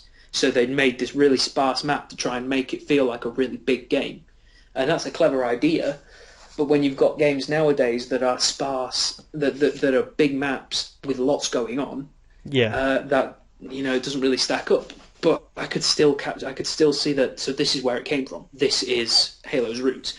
Whereas I would be extremely suspicious if they announced suddenly they were going to remake the Call of Duty franchise, remaster the Call of Duty franchise on like if someone went to me consoles because of Call of Duty's gameplay campaign heritage. Yeah, like, it doesn't have one. You release a new game, it's the same game every year. Sorry, what you were going to say? It's like if someone went to me, would you like Far Cry 3 to be remastered? No, make me a new game. At the end of the day. Yeah, it's been. I love Far Cry 3, but it's just been. It's like, it's not been long enough. It's not like one of those games I turn around in 10 years' time and I'll go, God, Far Cry 3, absolute classic. If they had that nowadays, I'd play that over I don't know, The Order. What will they be on? 1901. It'll be that kind of thing. So that's when a remaster is really good. On the other hand, it's when it's a cash grab, and it's sometimes difficult to judge, isn't it? But when it's a cash grab, that you're difficult, and I think very often you can tell which is which, can't you? Yeah. We we talked a while on that question. Yeah, we did. Let's move on. So I'll read this one out. Yes, I get to say the name this week. Yeah, Kraken Force. Kraken Force. It's like an anime move. It's like unleash the Kraken Force. It's amazing. Yeah, it's amazing. Has there been any game on this generation that has already come out that you would be interested in getting, and Shatner for the win? Yep, Shatner for the win. Has there been any? Right. It's already came out, so this is. I'll go from one that I haven't played. So this came out, either this year, or last year. Yeah, or last year, or the couple of months before. Yeah. And that. So for me, Mad Max is one that I'm very interested in getting at some point, picking up. I'm looking forward to getting that at some point. Last year there isn't really any, to be honest with you. I can think of a couple, but I think that's because I don't have them. So. Yeah, well, you go ahead. What would you say you're interested? I was really interested in Infamous Second Son. I know you said you said it was a bit disappointing. Very disappointing. When it came out, but I genuinely would be interested to play it because I've never played an Infamous game before. Yeah, I'm very familiar with the story, and I'm very familiar with the idea, and I think it's a great idea, and I really want to be part of that. If you want False Choice, it's a great game to get. Yeah. Yeah. The choice going like, oh, do you want to be good or bad? And then you can be bad, but it's the exact same results. Yeah. And that cheers. Mm-hmm. Yeah. I can think of so many games like that. Yeah. None with so many Troy games. Baker as the hero. Yeah. The Last of Us remastered. Sorry. Yeah, I think you'd like Last of Us, to be honest. Like for me, I personally found it quite boring. Like I said to you, I said it to George as well. I really let George down when I said I didn't like it. I was ready to love it as well. I was really looking forward to playing it, and I was playing it, and I didn't get that emotional connection with the daughter because I like Ellie. No, not Ellie. The very first scene. Oh right. It was like everyone was saying, it's very sad. You just met the daughter. I didn't really get it because I don't know. It was a zombie invasion kind of thing, like zombie outbreak, and you've got a kid. People are going to die. I was kind of expecting it to die. And it didn't really sadden me up, to be honest with you. And I didn't really get that emotional connection with Joel, to be honest. Yeah. I got it with Ellie. I cared for Ellie. I didn't care for Joel. And I thought I didn't really like the ending a whole bunch, to be honest. I didn't find it very satisfying. But people love that game so much, you know? Yeah, no, I don't. I think I'm interested to play it, not because I think it looks amazing and it looks groundbreaking and it looks like the greatest game in history. I'm just interested to play it because I want to know what all the fuss is about. Yeah. You know, I'm an Xbox 360 player, so I don't really know the PS3. I don't really like the PS3. But yeah, so I'm not really familiar with a lot of the Sony exclusives, and the chance to play those on the PS4. So similarly, the Uncharted collection, I'd really like to try. Yeah, that's what I'm very looking forward to trying them because I've seen them on YouTube playthroughs, and I was very interested in like how I really enjoyed watching them. So you know, I'm very looking forward to playing them one day. Yeah. So yeah. I really want the chance basically to experience the kind of the Sony side of things because I've had the PS1 and I've had the PS2 and I'm going to miss the PS3, but I'd like the PS4. So, yeah. Cool. Yeah, there we go. Like both last year for you, there's also interested in ever playing Shadow of Mordor? Oh, of course, yeah. Completely forgot about Shadow of Mordor. Yeah. How could I? But yeah, absolutely Shadow of Mordor. Yeah, totally. Because I've played that. I have played that. Yeah. But obviously, I've never had that chance to really, get to know it, and I'd love to do that. So yeah. Yeah, absolutely. like I'll be honest, the ones that for me that looked interesting from last year, I got them and played. Yeah. Games that came out for PS4 and Xbox One. I want to see a few more because, if anything, that I forgot about kind of sparks my memory. Yeah, because there's been quite a lot, surprisingly, quite a lot of games that come out if you think about it over the past time, like few years. The Assassin's Creed games, but there's been a lot of crap, like The Crew, Destiny. Yeah. Oh yeah. Yeah. The Crew just looked. Yeah. Oh god, no! I'm not. Don't even go there. I know the new Need for Speed game is out. Is that out now? It's out now. Yeah, it's been kind of it's got 77 on Metacritic. That's not bad because it was about time Need for Speed got a reboot. But yeah, because it's not been very good in recent years. The last one I really loved was Carbon. That was amazing, Need for Speed Carbon. I still play that sometimes. Hey Nathan, I've got a game for you to play that you'd really love. Yeah. Watch Dogs. Yeah, fuck off. What a game. What a game. Fuck off. Just fuck off. No. I put my face so close to the microphone then when I said that. I know, I can hear it. That's why I backed off slightly. Yeah. Yeah, so I think that's kind of it. Turns like Mad Max is probably the one that I'd be looking for to get into next. But yeah. So let's move on to the next question. Oh, yes, please, let's. This is just basically me going I'll answer this already. I haven't played one. So, Queenie BB123, do you guys have any opinions on the Mass Effect series? Shatner for the win. Go, Nathan. You're my new favourite person, by the way, Queenie BB123. The Mass Effect series is perhaps the greatest trilogy I have ever played in my entire life.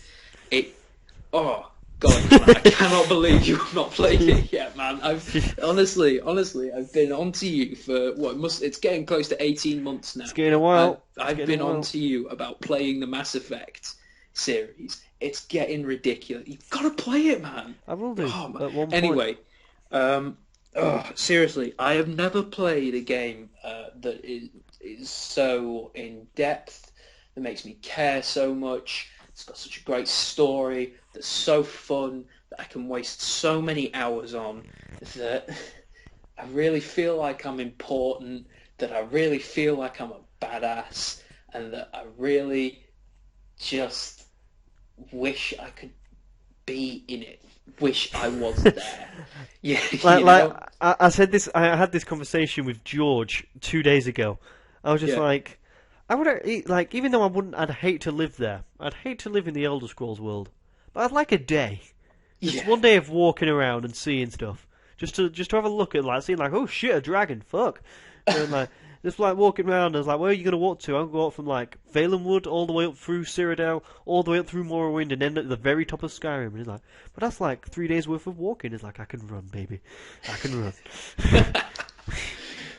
No, I would. Yeah, it's that and probably Tamriel I would live in, but it's Mass Effect first. Mass Effect, absolutely. Just I'd want to see every part of it. Yeah. I'd live on the Citadel. I'd do it. I'd do it. You know, honestly, mate, you should see the apartment you can get in Mass Effect 3 Citadel. It's beautiful. I want it. But no, in all seriousness, Mass Effect. I am a huge Mass Effect fan, and I want to delve so much further into the lore. I want to get to know the world even better than I like to think I already do. Even the endings to the Mass Effect trilogy, you know, Mass Effect 3 endings, does not stop me from thinking that the trilogy is fantastic. I am even prepared to accept in Mass Effect 3 that the indoctrination theory might be true. I won't go into what that is, Connor, because you are going to play it. Yeah, we'll do eventually. You will. No, I'm going to make you play it. But I am willing to accept that there is potential that actually that is what BioWare intended. Because, as I've said before, maybe some of you didn't hear, but I trust BioWare as developers because they gave me the Mass Effect trilogy. Okay, it's not perfect. No trilogy is. You know, it's not perfect. It has its problems. It has its flaws. But for me, they are completely overshadowed. And this is a sign of a great game for me. Is they're completely overshadowed by the fact that, I love it. Yeah. I really want to keep playing, despite its problems, despite its flaws, despite the fact that sometimes the shooting mechanics aren't all there. Sometimes, particularly Mass Effect 1 and 2, your powers are useless, particularly the way it dackers off in terms of becoming an RPG throughout the series, you know, to the point where you get very, very few dialogue options in Mass Effect 3, and even when you select those dialogue options, he doesn't say, or she doesn't say, depending on whether you went as male or femshep, but, you know, he doesn't say or she doesn't say what was actually written on the dialogue wheels, which really pisses me off. But, you know, it's another one of those kind of, I think we were talking about earlier, where you do feel like the world is alive. Yeah. All the characters, yes, they're static when you're running around, but you're listening to their conversations and you're listening to what's going on around you and you're listening to developments happening in their lives. Yeah. And it's interesting and it's fun, you know, it's really cool. Yeah. So, yeah, absolutely, I would give the Mass Effect trilogy 10 thumbs up. So there we go, I love it. I love it. I'm sorry for nerding out on you slightly there, but, you know, it is great. It's for anyone who, you know, hasn't played it, the most I can say for now without spoiling story-wise is if you're a sci-fi fan, it's got all the classic sci-fi tropes in it. You know, Commander Shepard, depending on how you play him, he's either Jean-Luc Picard or he's Captain Kirk. He's Captain Kirk for me. Kirk all the way. You know, the Normandy is your Starship Enterprise. You know, it deals with the classic kind of sci-fi things of gender, race, you know, sexuality. Explores all these different kind of themes. You know, you're trying to make a way for yourself in the galaxy. Also explores, you know, in Battlestar Galactica style fashion. It's actually got Trisha Helfer, who played 6, I think, Cylon 6 in Battlestar Galactica. It's even got her as an AI. She must be getting bored of playing AIs. She must be getting bored of that by now. I mean, she does. She plays AIs really well, but you know, God, you know. So it deals with that whole theme of what does it mean to be alive? What does it mean to be? I suppose you could call them organic, because you can't exactly say human, because you know you're experiencing lots of different races, but you're also you do get a sense of the races and the different struggles and and it's a great world to be in, you know. Yeah. So I would recommend it to any sci-fi fan. I would recommend it to any RPG fan. I would recommend it. Full stop. That goes for you too, Connor. Yep. Okay, should we move on to plug-in time? Yes, let's move on to plug-in time, please. Okay, so Nathan, I think you've got an announcement of something. Just want to quickly talk about it? Yeah, thank you. Well, in January, I'm going to be leaving for quite a while. Yeah, I know you're all in tears by now, but you know. Yeah, I'm going away for 6 months to India. while there, I'm going to be teaching English. I'm going to be working in drug rehabilitation centres. I'm going to be doing all that kind of voluntary stuff. As well as other things. And I need, and I think it's important to, not just spend your entire gap year, as good as it would be, gaming and watching films and reading books and that kind of thing, as fun as it would be. I think it's important to get out and do something for other people. That's really why I'm doing it. I'm very fortunate in that I've been offered the place, and I'm very, kind of terrified that I'm going for so long, but I think it's going to be worth it. And basically, here's the sell. I have to fundraise. Yeah. In order to fundraise, I have to raise about £1,500 to pay, and that pays for travelling, insurance, flights, injections, and I've had a couple today, and my arm is slightly heavy, and I'm feeling slightly nauseous. You'll feel it in the morning, my friend. Don't I know it? Yeah, I'm used to it. And visa costs as well. So, these are all the things that I have to pay for. All in all, it's going to come to around £1,500. That's 1,500. I don't know what that translates to in dollars, because I think we've got some statistics that says a lot of you listeners are American. So thank you for listening all the way over there, by the way. And the Philippines. Hi. And the Philippines, blimey. So that's really what I'm raising the money for. Any money that is not used specifically in buying supplies or paying for those, the above mentioned, that's going to go directly to the community that I'll be staying with. And I think it's a really kind of it's worth doing. I think I've spoken with Conor. He's been very good to kind of let's leave a link in the description. Yep, it's in the description. To the page. It's GoFundMe.com. And if you have any more information there, you can see kind of page I've left. What else to say? Yeah, you can also, if you like to know that you've podcast, you can leave a comment shouting for the win. That'd be really nice. Yep. Obviously, please do not feel under any obligation to donate. This is just purely voluntary. If you want to do that, if you want to support what I'm doing, I would be grateful, but there is no obligation to do it. So, obviously, thank you for listening to me. Thank you for listening to me rambling on. And shouting for the win. Shouting for the win. Anyway, I think you've got a plug in. I've got a couple of things to plug. First off, we've got two Patreons open. We've got one directly for the YouTube channel content, that is directly the Lore series and the Let's Talk About series, and any other new series that could come around, which Nathan would probably take part in once he gets back from India. Absolutely. And stuff. Yeah, so that could be and I've got the stretch goals on there. So and the first one that I've got at the minute is 300, which is going to be probably a while to get to, but it's going to be plugged at the end of the Lore series episodes.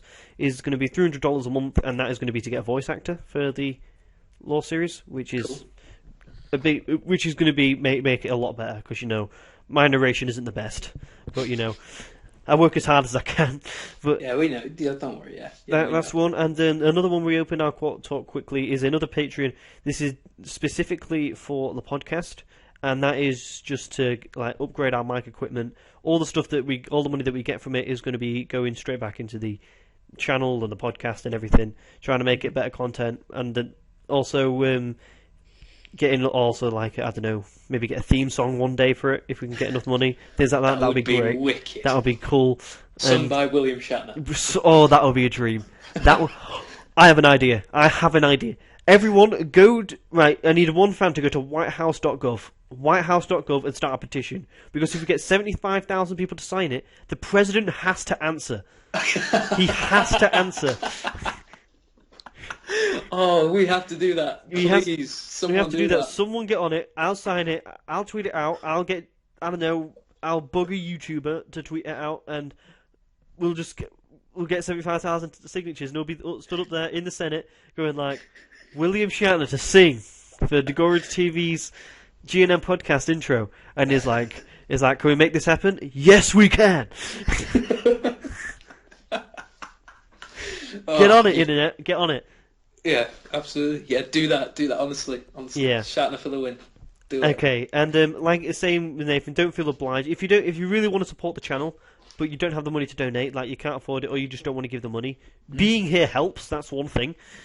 Second, that gives us codes to games for us to talk about and improve the podcast in general. Which has been fantastic. Yeah, also, and your comments and your questions are always, really uplifting. Beneficial. So... Yeah, leave your questions, and also leave it a 5-star rating on the podcast. Leave it a like on Podomatic, kind of hearts, equivalent to the likes on whatever system you're listening to it on. Hang on, that's my doorbell. I've got to go get my little brother. Hang on. Okay, I'll just continue plugging. Keep plugging. Yep. And yeah, just give it as much of a like as you can, and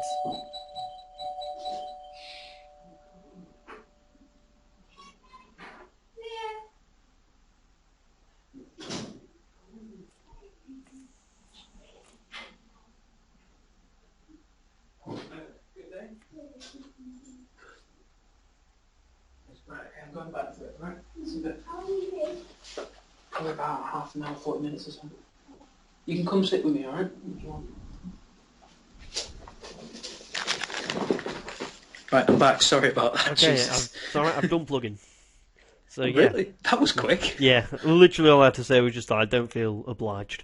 Yeah. That's the same for me. So yeah, don't feel obliged. Just like if you want to benefit, and tell a friend. That'd be great. Yeah, same for me. Please, tell your friends. So tell your friends this guy you've never met is going to India and he wants your money. Yeah. Anyway, so one thing I really want to talk about before going to movies is: have you heard about the new David Cage game? Detroit. No. He made Heavy Rain and Fahrenheit. Yeah. Crazy stuff like that. He's either a love him or you hate him kind of guy. Yeah. I've heard of that. And his games are very dividing opinion because, let's be honest, if you dissect his games, they are dreadful, absolutely awful. But I love them every single time I play them because this next one he's making is Detroit, ex machina kind of robot kind of thing. But know somehow he's going to get some freaking demons in there. Yeah, his games make no sense, and I'm in. I cannot wait. It's so excited. It's going to be hilarious. This is David. He's an arsehole. He's an arsehole, but I love the man. He's just so funny. There was one time, he did an interview for, I think it was Beyond Two Souls, I think the game was called, his last one. And the guy I was talking to, he gave Fahrenheit a 7 out of 10. Yeah. Right? Fahrenheit came out about 7 years before this interview. And then he answered no questions. He was just like, why'd you give Fahrenheit a 7? It was like, why'd you give it a 7? It's like, I don't think he deserved a 7. Like, most places give it an 8 or a 9. He answered no questions in the game. He just went through like that. And then when he got asked at the interview later, when he was around, I was going like, shouldn't have gave my game such a low score. He's hilarious. I'm in. Yeah. Fair enough. So what is it called? I think it's new game. It's Detroit and something. Just David Cage Detroit. Right. I'm excited. Okay. Is Heavy Rain the one that ended with that plot twist of the guy you're playing as actually did it? Yep. Yeah. Oh, spoiler alert, by the way. It doesn't matter. You can get all the way to that end and have such a great time of enjoyment. It's so funny. Yeah, but the thing about that is there is absolutely no way, as I recall, he could have done it. Because it's I know. That makes no sense. I know. It's just hilarious. Like I said, this next one is robots in Detroit, and it's been this rundown city, this destroyed city that's going to be put up by robots, basically RoboCop. Yeah.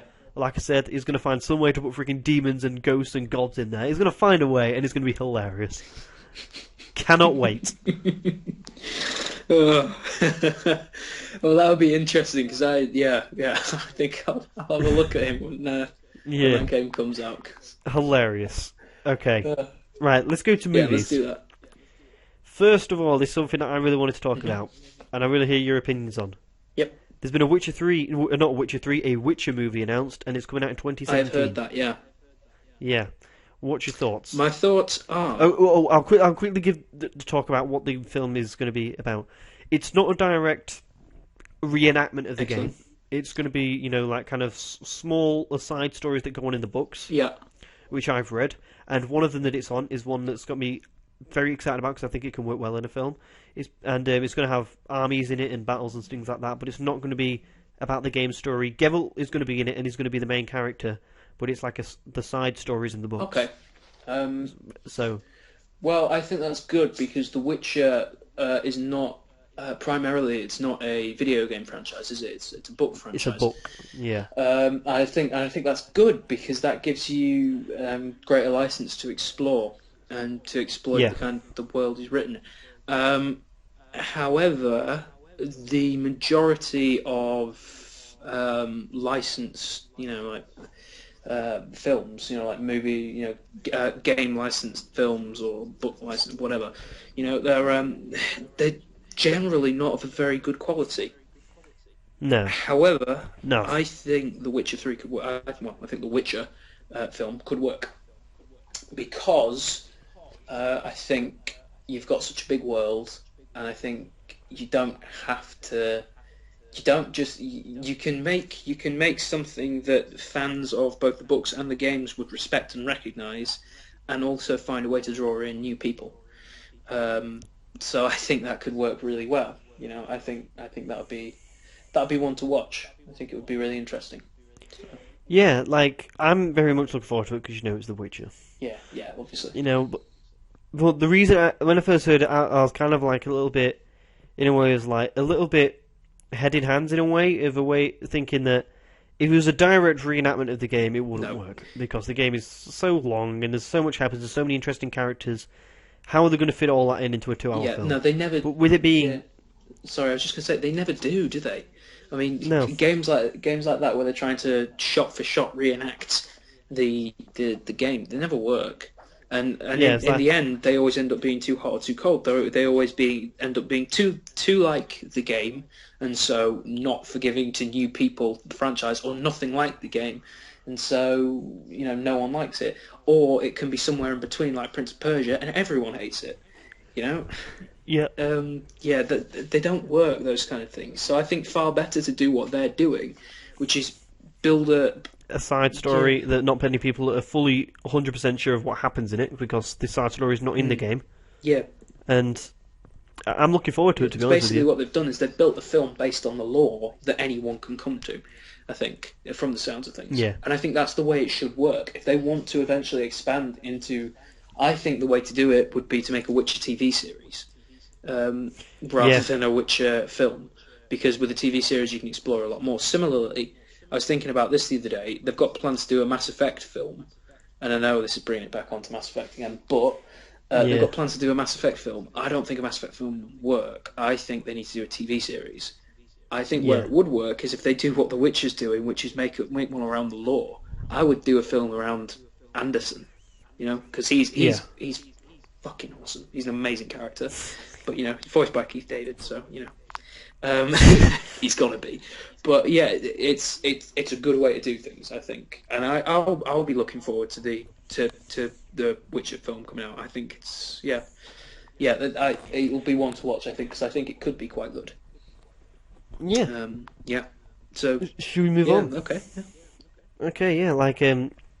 I'm just going to keep my eyes out for it. Yeah. So let's talk a little bit about the World of Warcraft movie. All right. And there's a trailer that is definitely coming out this weekend at BlizzCon. Yep. Definitely going to be released to the plebs. And as a World of Warcraft, the way it's going through, the way it's going to be basically a film for each, release for each expansion kind of thing. Right. Okay. And they've shown little clips of it at each BlizzCon over the past 3 years because it's been a while in the making. And everyone who's seen it has said, "Do you know the first time you see Avatar? Yeah. You may not like Avatar, but when you watched it, you was like, "This is some next level shit. This is impressive. This is like another level." Yeah. Apparently, the people who have seen it have kind of got that same vibe, not exactly in the same way, as big of a jump. Yeah.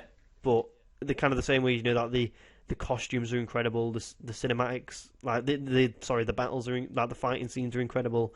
There's always so much going on, and they're saying visually it's very impressive. And I'm just looking forward to actually seeing a trailer, to actually seeing how that is going to be coming into action. Personally, I understand why that might be, because it's like you've been playing that game for, you said 2005, 2006 again? 5 it came 2005, out. 2005 when graphics and the things were not that good, and so you had to kind of invent faces. You had to invent what things looked like, and you had to depend a lot more on your imagination. Whereas with this, it's all there, and you're finally actually seeing things clearly for the first time. And you can understand why that would be a next level kind of thing for people. So I don't know if I'm looking forward to it personally, because I'm not into World of Warcraft. So I think you would like. I think if they did a film with the story, though, I think you'd be intrigued. I think because the story's got a lot of twists and turns. I think the thing is, going back to what we were saying, I know they're down to 5.5 million subscribers. Yeah. Maybe that's a good thing. Maybe that means they can build a film around the world, around the story of World of Warcraft. Have people come in and go, yeah, this film's great. Watch it, and all that kind of thing. And that will not only encourage new players to come along and give it a try, but it'll also allow them to make a lot of money on it, because a lot of people, 5.5 million people know World of Warcraft. So at least 5.5 million people come along to see the World of Warcraft film. You don't have to worry about not catering to people who don't understand World of Warcraft, because you've got a huge fan base there already.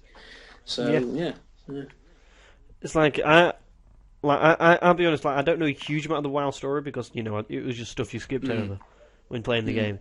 I'm kind of excited to see the film, because I think it could work. Visually massive battles, and seeing the locations that you've seen in the game, having that nostalgic feel would work. Because WoW, it's in that position where it could just do some crazy shit and people will come out and love it.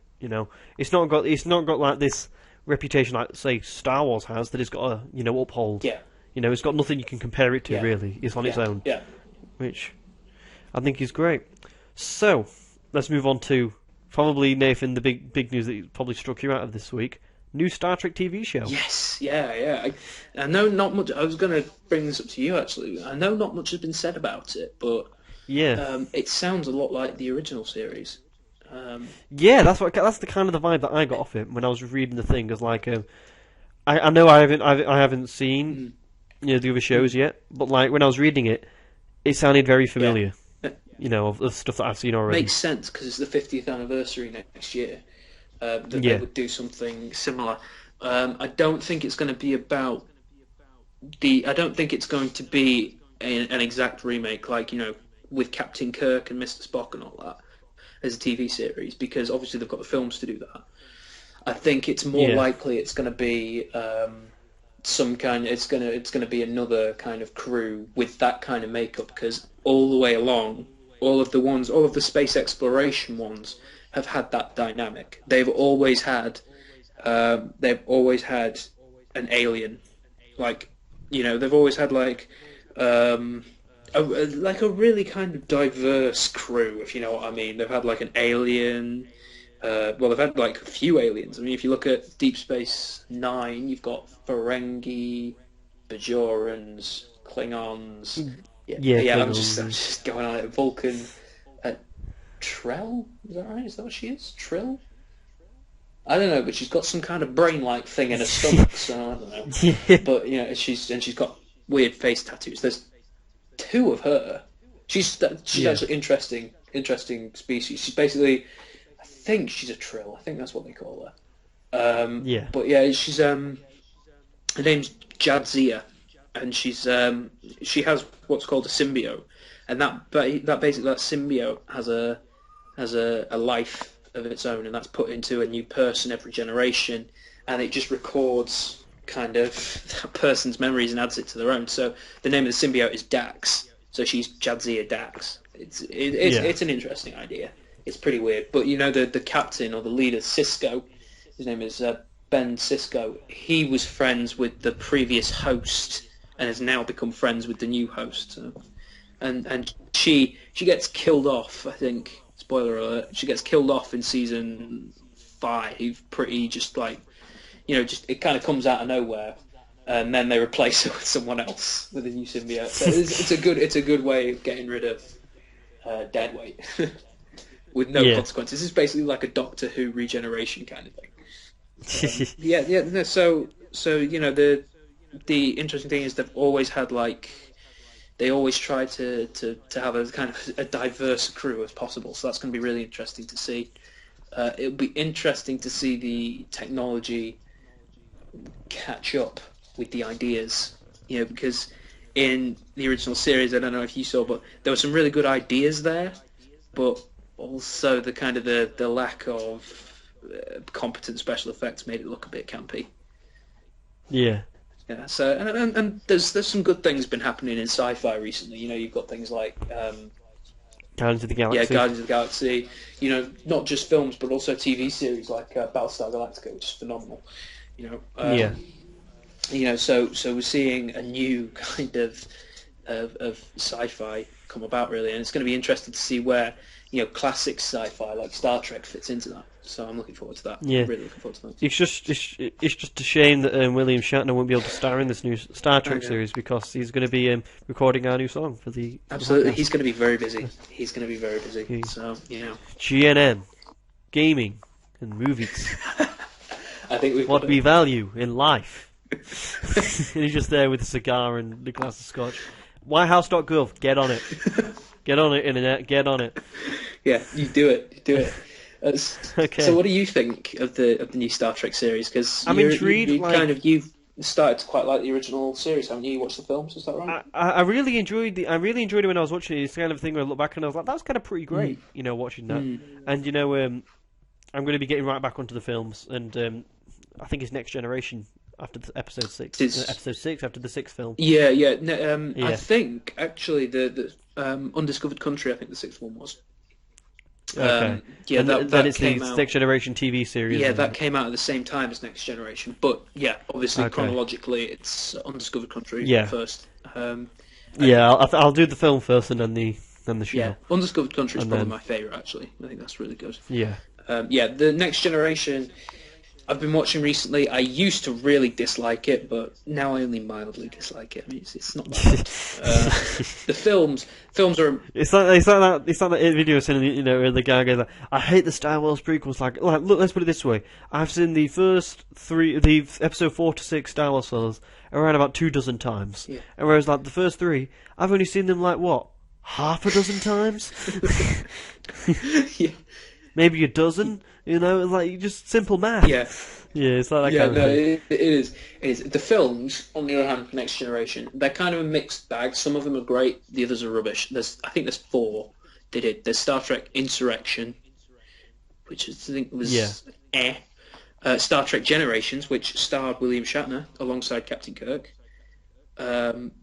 Was the worst film I've ever seen, ever. And when you watch it, will understand why.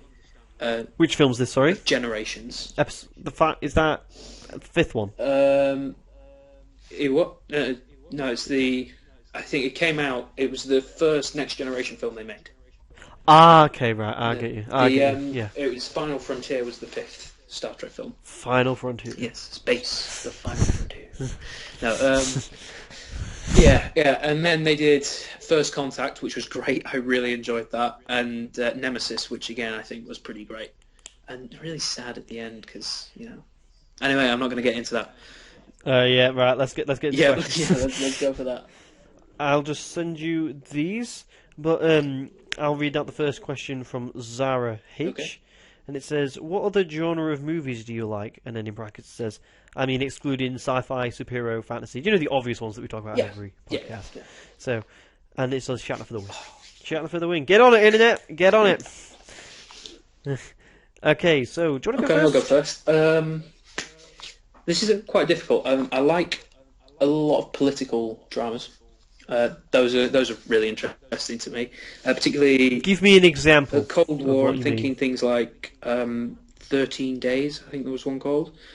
I think that was about John F. Kennedy.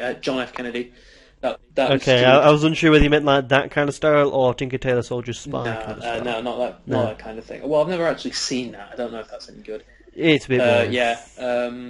There's another one which is really interesting, starring John Travolta, called Primary Colours, which is really good. That's basically an allegory for the Bill Clinton campaign. Yeah, I think I've seen that film. I actually have seen that film. My favourite one is, have you seen Frost Nixon? Love Frost Nixon. That kind of stuff. That's fantastic. That's like I said to you, Kevin Bacon is my boy. Yeah, Kevin Bacon. Yeah. By the way, speaking of Kevin Bacon, did you know he was in a film called R.I.P.D.? Have you seen that? Yep, fantastic film. Copper's really? film. Comedy. Hilarious. Really? Yeah. I'm watching that on the weekend, so... It's hilarious. That's good. I'm looking forward like to I said, he's one of the few actors where I've seen every single film. At the age of about 15 to about 17, I'd say even like beginning of 18, I was so high on Kevin Bacon. I love the man. I watched every film he was in, every single one. There hasn't been one I've missed. And the only one I've generally really disliked was Footloose. Yeah, that's the most famous one. I'm glad you disliked his biggest Footloose, film. because I was worried for a minute there. I was like, you're going to turn around to me and go, I've seen Footloose, it's fantastic. I was just watching it, and like I'm not really into, I'm not the musical kind of guy, but like I was just watching it, and I was just like, this is kind of ridiculous. This is kind of stupid, Kev. What are you doing? Yeah. Yeah. Obviously, there's all the ones we mentioned. I'm not allowed to speak about those though. Comedies are always good. Everybody loves a comedy, don't they? What kind of comedy? Just regular. I'll be honest. I watched that film that you told me to watch. You didn't like it, did you? I got about an hour in, and I was just like, I couldn't suit it. I'm sorry. I really wanted to like it. Conor. And like Conor. I was just like, I'm not finding this funny. Oh, Conor, you let me down. Never mind. I'll try again. Yeah. There is a really interesting film though I have remembered called. I don't know whether you'll have seen this. This has Liam Neeson and Harrison Ford in it. K-19, The Widowmaker. I've heard about it. Yeah, my friend from school, he loves that film, and he's been trying to get me to watch it for about a year and a half. So well, that's your assignment for this week. You've got to watch K-19, The Widowmaker. Okay, very, yours. very All right then. Yours can be. Have you seen Rocky? I've never seen Rocky. No. Rocky 1. Rocky 1. All right, Rocky. Oh, we'll watch Rocky Rocky. 1. This is a 5-week assignment. 5 Rocky 1, assignment. 2, 3. Got to watch all the Rocky get to the films. Oh, but I actually think this could actually work out by the time it finishes. Creed comes out, which is like in the Rocky kind of universe, because it's Apollo's son who's in the film. It's his son, isn't it? And Rocky trains him. This could actually be the most planned shit we've ever done. Wow, that could actually turn It out works! really It works! We're doing it. Rocky 1. Okay, alright, okay. Well, we'll watch some Rocky films, alright. You've got to watch K-19, though. I watched K-19. Right, good. So those kind of films, political dramas, mainly about Cold War America, I find that really interesting. Are you going to be interested in that Tom Hanks film and Steven Spielberg? What's that? What's it called? It's more about Russia versus America. Hang on. Do you know what it's called? Let me have a look. I can't remember what it's called now. And let me search Tom Hanks. And then it's got basically Russia have got an American spy, and you've got a Russian spy, and it's like trading off the two for each other kind of thing. Okay. And it's obviously it's Spielberg and that. And let me get to his films, because it sounds like something that you'd be pretty interested in. Tom Hanks filmography, and I think it's gone down pretty well with like reviews, and like I've seen the trailer on the internet. Is it Bridge of Spies? Yes. Yeah. No. Bridge of Spies. Yeah. Let me have a look at this, because this actually sounds pretty interesting. During Cold War, Soviet Union captures. Oh, this is about Gary Powers.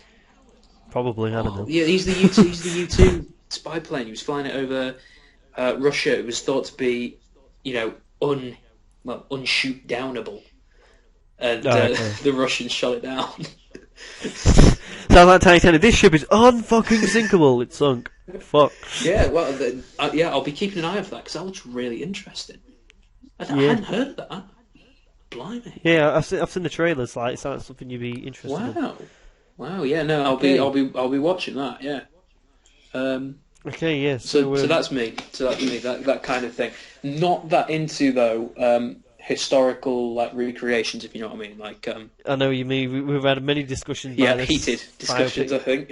Yeah, biopics. Yeah, biopics. I don't like biopics very much. It's like even the Damned United. Okay, I really enjoyed Damned United. That was it was about. It's a great film. Brian Clough. Sorry. Brian Clough and Peter Taylor. That's the one. Brian Clough and Peter Taylor. Yeah, really interesting, really funny, really worth a watch. But I don't like the fact that it was not accurate. You know, I mean, fair enough. There were some bits that were very accurate, and there was times I wanted to punch Billy Bremner right in the face. Yeah, but I still want to now, even though he's dead. He's dead, is he? Ooh, yeah, he died years ago. Yeah, still want to now. But, you know, I went away and I watched the original interview between... the names are escaping me now. Austin Mitchell. Yeah, Austin Mitchell. Don Revy. Don Revy, yes. Don Revy. Yeah, and I watched the interview. There was not a hint of any of what they showed in the film. There was none of that in that interview. And that... I've seen the interview, like... The stuff about the handshake is obviously bullshit. Yeah. You know, like that's just a petty thing to get the film going. But you know, I thought the way they spoke about each other, you know, when he's like not true in the side. I thought they did it quite well because we've had this discussion before, and I'll just quickly make my point before we move on. Yeah. That I think when it comes to biopics, as long as they get the underlying story right, like with Brian Clough, the success he had with Derby, went to Leeds, the players went with him, and then he left the club. And then, went on to Nottingham Forest and became successful. The underlying story is what people generally take away. The added details are stuff that, I don't think a lot of people remember. It's the kind of thing with, who's the guy that Benedict Cumberbatch played? Alan Turing. Yeah. It's like, not many people knew who he was before that film came out. That's very true. And that was a very good film, The Imitation Game. Yeah, very good film. Yeah. It's like, I think biopics are very good at awakening the story, but like using them as like historical research. Yeah, I know they did that with. Was it Lincoln? I think so. The Daniel Day-Lewis. Yeah, it was called Lincoln, wasn't it? But that annoyed me because they made that a historical source. Yeah, but didn't. Oh, I think I saw the story. Like, he wanted it in the libraries and schools. Yeah, something, and it's not historical. It's not historically accurate. It's. The problem with films like that is that if you're not prepared to go away and do the research, if I hadn't gone away and done the research on Don Revy, I would have been perfectly prepared to come away thinking he was a complete pantomime villain, that he was just evil. That he was just a bad guy, and that Clough was okay. He was a little bit arrogant, but he was hard done to. And but actually, what I got from the interview was that although it was very obvious they didn't like each other very much, they both spoke to each other very respectfully. They both treated each other with great respect, and they didn't engage in personal or demeaning comments. They even agreed on one or two points when Austin Mitchell was obviously trying to cause some kind of row. Was throwing in things like, do you think it's just the Leeds United players weren't trying very hard? And both of them went, no. These are professionals. They're professionals. Yeah. They are incapable of not trying their very best. They wouldn't have got to this position if they weren't prepared to put the work in. And both of them agreed on that point. And I thought that was really good. It was very clear that it was their passion for the game that really divided them and nothing else. And unfortunately, I thought the problem with Damned United was it made it out to look like something much more petty. I mean, full credit to Michael Sheen for his performance because it was fantastic. But especially for a guy who doesn't really look like Brian Clough at the end of the day, he pulls off the mannerism perfectly. Yeah, I know. That was fantastic. I mean, he did really nail him, to be fair. But Don Revy's still a wanker. Anyway, but I could still respect him. I could still respect the fact he was a good manager. And I think, to be fair, anyway, I'll just say this. Debatable. Did well with England, didn't he? England. Yeah. To be fair, I could talk about football all day, mate. But I've completely forgotten what I was going to say now. Is that about biopics and dramatizations? Yeah. As long as they are just used to fuel research for people, as long as they're designed to bring to someone's eye a part of history they hadn't really thought about before, then they're great. But when they actually try to claim that they are historically accurate and that you don't really have to do any other research, that's when I have a problem with them. Yeah. So your favourites then? Go on, your favourite genres. Genres. I'm gonna be honest. I actually enjoy biopics. I know you do. Yeah. You liked American Sniper, right? I liked American. I know American Sniper. I stepped away from it. I knew it was bullshit. Like parts of it were bullshit. Like I knew that he died. I knew the general story afterwards. You know. Yeah. Once well, I'll be honest. Every biopic I've seen that I've enjoyed, every single one, I've gone up and googled the person and seen the real story. Every single one. But that's just me. But anyway, I really liked American Hustle as well. Yeah.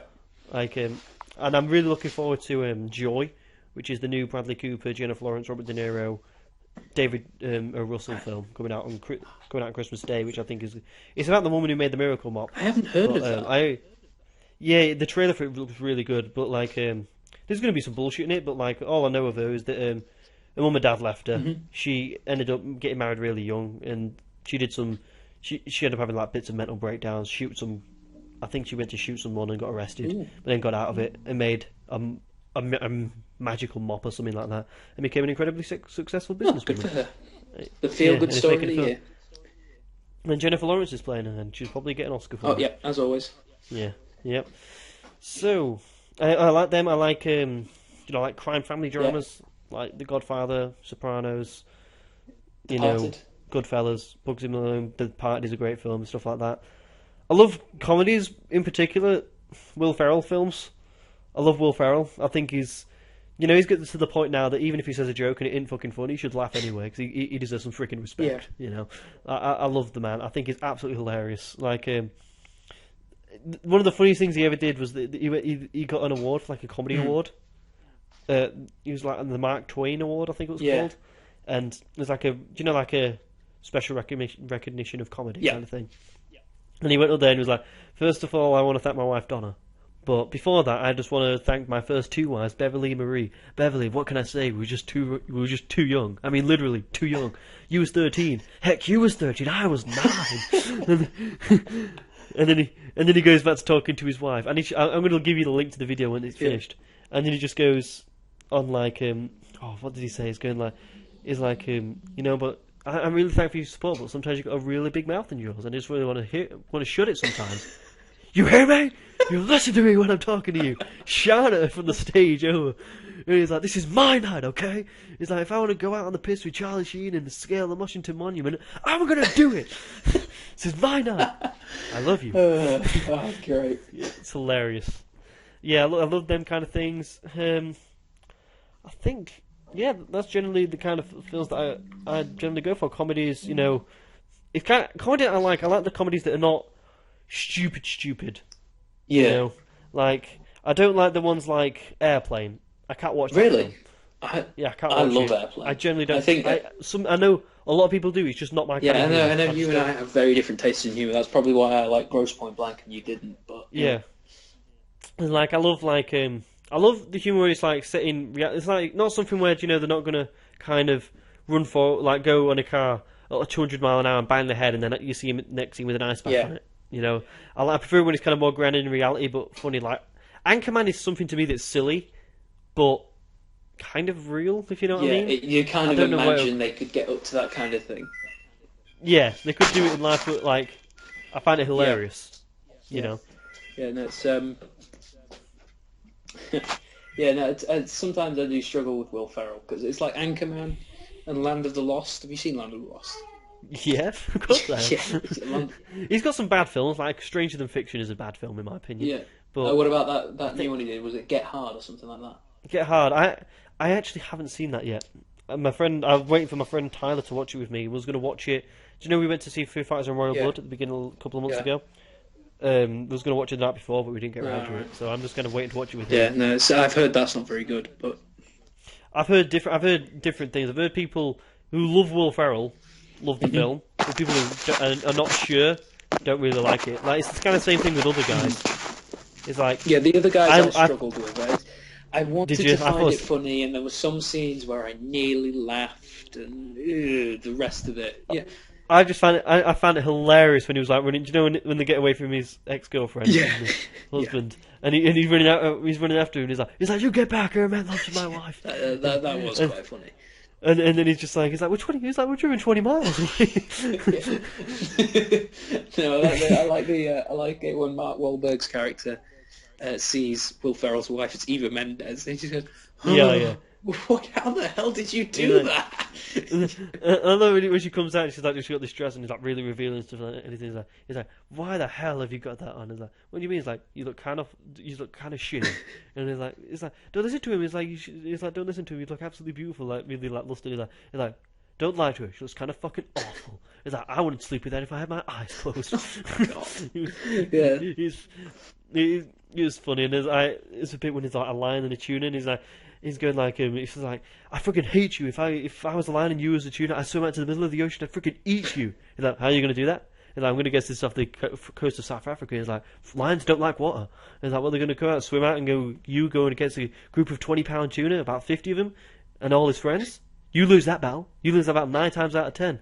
So we generate a taste of lion. We like lion, and we generate air apparatus out of kelp." And we go out to the waters, short trips at a time, but we eventually go out and we hunt lion. We eat you and your family. Didn't expect that. Nope. I love that film. Yeah. Love that film so much, but it's like 50-50, It's like if you like Will Ferrell or not, and I love the man. Yeah, no, so we've got to talk. You've mentioned Grosse Point Blank, right? But I forgot we have to talk about Skyfall. I was gonna do it at the end of the questions. Fair enough. We'll wait. Yeah. We'll wait. Okay. Yeah. Okay, and I think that's kind of it for me personally. Yeah. Like, crime dramas are merely my main, to be honest. Like, they're my favourite kind of films, crime dramas. Like, crime family dramas. I'm really looking forward to Black Mass coming out. Yeah, no, which one is that? I've heard of that. It's the Johnny Depp, he's playing Whitey Bulger. Right. Whitey Bulger Whitey Bulger was the number 2 in most wanted person in America behind Osama bin Laden for about 20 years. Yeah. And he was living in an apartment down the road from a police station. That's fantastic. Yeah, in Hollywood, it's a fantastic story, and I cannot wait to see it. It's already been out in America, not been out yet it's out like in about a week in the UK. Cannot wait. That'll be an interesting one to watch. So next question. Yes. Now this is from Georgie FET. I don't know if I pronounced that right. But Georgie Fett, whatever. Yeah. Fix your name. What are your thoughts on Ricky Gervais coming back to host the Golden Globes? Shatner for the win. Okay. Do you like Ricky Gervais? No, I don't. I really don't. I think, don't get me wrong, he can be very funny, but on the whole, I don't particularly like him. Not that I have to like him, but I really don't. I just really don't. I really don't. No. No. But he might be a good host of Golden Globes, I don't know. Have you not seen him what he did before? He had it for like 3 years and got kicked off it. Have you not seen? No. I've never. He basically shit. He basically shit on every celebrity, every single one. I've heard that. I think you told me that last week, didn't you? Hilarious. He just basically went to Robert Downey Jr. and he was going known for films like Iron Man and The Lawyer, but also known by the Betty Crocker Drug Rehabilitation Center. Robert Downey Jr. would come out and he's like, "Fuck that guy," and he's like to Johnny Depp and he's going from films like Pirates of the Caribbean and also groundbreaking work like The Tourist. Johnny Depp, and then he come out. Basically, every year he'd shit on The Tourist because it's just a dreadful film. And then he brought Johnny Depp out and he's like, got on stage and he was like, "Johnny Depp, have you seen The Tourist?" And he just went, "No." And then Ricky Gervais went off stage and everyone's just laughing. And then Johnny Depp obviously looked a little bit annoyed and just went, "He's fun." It was just funny, and there's sometimes when I'm bored at the odd time of night, I just see celebrity reactions to Ricky Gervais. I quite like Ricky Gervais. I liked him more after I found Carl Pilkington. Yeah, no, I like Carl Pilkington a lot. And to be fair, I thought Ricky Gervais was very funny in The Office. I thought The Office was good. I liked him on Idiot Abroad and the stuff he's done with Carl Pilkington personally. And he did an old radio show and they made that into like an animated thing called the Ricky Gervais Show, when it's him, Stephen Merchant, and Carl Pilkington just having a conversation. Carl Pilkington makes the show, but Ricky Gervais is funny in that. Like, I'll be honest, like, he's not my favourite comedian in the world, but I'm looking forward to him hosting the Golden Globes. I might actually watch it this year because he's just going to shit on celebrities and it's going to be hilarious. Yeah, that's no, I don't know. I don't like that kind of comedy. I don't, where it's just, where it's kind of humiliating people. I struggle with that. I like it when he humiliates people who I think are dickheads. Personally, like if it was Piers Morgan, then I'd be okay with it. But it's like I'm not a big fan of Bruce Willis as a person. I think he's a bit of a stuck-up knob. Same with Tom Cruise, to be honest. I don't know. I don't mind Tom Cruise that much. He's a bit of a psychopath when he doesn't have a like when he goes when he went onto I think it was like a science he was talking to a doctor of science and he was just like he went to the doctor of science. You don't understand psychology. I do. And it was just like it was the guy's field he was talking to. If it weren't for the Scientology, I'd think he was a stand-up guy. Yeah, I promise you. It's like when he I saw a video of him on YouTube where it was like interviews when he had a publicist. Yeah. And he was like really down to earth, like kind of cool, kind of a little bit funny. And then without one, psychopath. Yeah. Yeah. Anyway, should we go to the next question? Do you want to read it out? Yeah, Mark N, who's actually asked a couple of questions before, so yeah, cool. He says, can a superhero film ever win an Oscar? Shatner for the win? Because there's a question mark in the end. So is Shatner for the win or not? I can't tell. I don't know. Like if he is or if he isn't, you could get a 10 ban. 10 ban. This is also something. This is also something we should point out. Conor is temp banning anyone who doesn't finish. Ask a question. There was one last week. I only gave him a 10 ban for like an hour, but still get a 10 ban. I wanted to bring up the story. I forgot to bring it up, but I did a stream on Monday night of Football Manager. I streamed like 4 times last week, and I had my biggest ever stream of like 200 people. People were asking me questions about games and things. And one guy was talking about the Fable series because it was like building off the podcast, and also said like, I'm a fan of the Fable series. Just saw the podcast, yada yada yada. And I was talking about Fable for a bit, and he was just like, "Oh, Fable 1 was a bit shit," and I was like, "You're getting banned off my channel for saying something that stupid." Kicked him off. Nice. Kicked him off. This is. It was harsh. But it hit me right in the soul. I just went off to quickly check chat. And I was getting some good questions. It was kind of like a good chat, talking a bit about football and stuff. And then he was just like, I thought Fable 1 was a bit shitty. And I was like, you know what, you can get banned from chat for like 5 minutes. It was like, get out. You put him in the sin bin. Yeah, get out. This is people. This is what you're dealing with when you're dealing with Dagora TV. This is to be fair, it actually went down pretty well. People felt it was hilarious, and I was like. One guy just went like, one guy put, I think it was like, I've been watching Twitch now for about 3 years and you're the first person I've ever seen ban off ban. Be warned, people, this is what you're entered into. Just for the love of God, put Shatner for the win after your question. I don't like stupidity. No. You've got a very low tolerance for it, haven't you, Conor? For stupidity, yeah. Fable 1 is not a good game. Stupidity. 10 ban. Oh, yeah. Talk about psychopaths. I mean, I know you go at Tom Cruise, but blimey, man.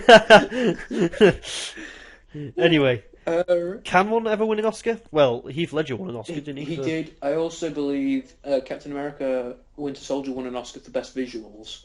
But proper Oscar, like Best Picture. Other than, Heath Ledger's, frankly, award, phenomenal,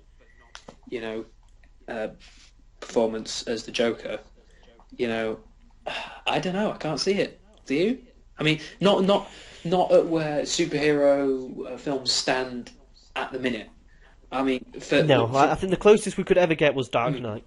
That's the closest. I don't see it happening personally because to be honest, the Oscars are going more and more indie as they go. Like I think the last mainstream film to win Best Picture of the Oscars was Return of the King. Yeah.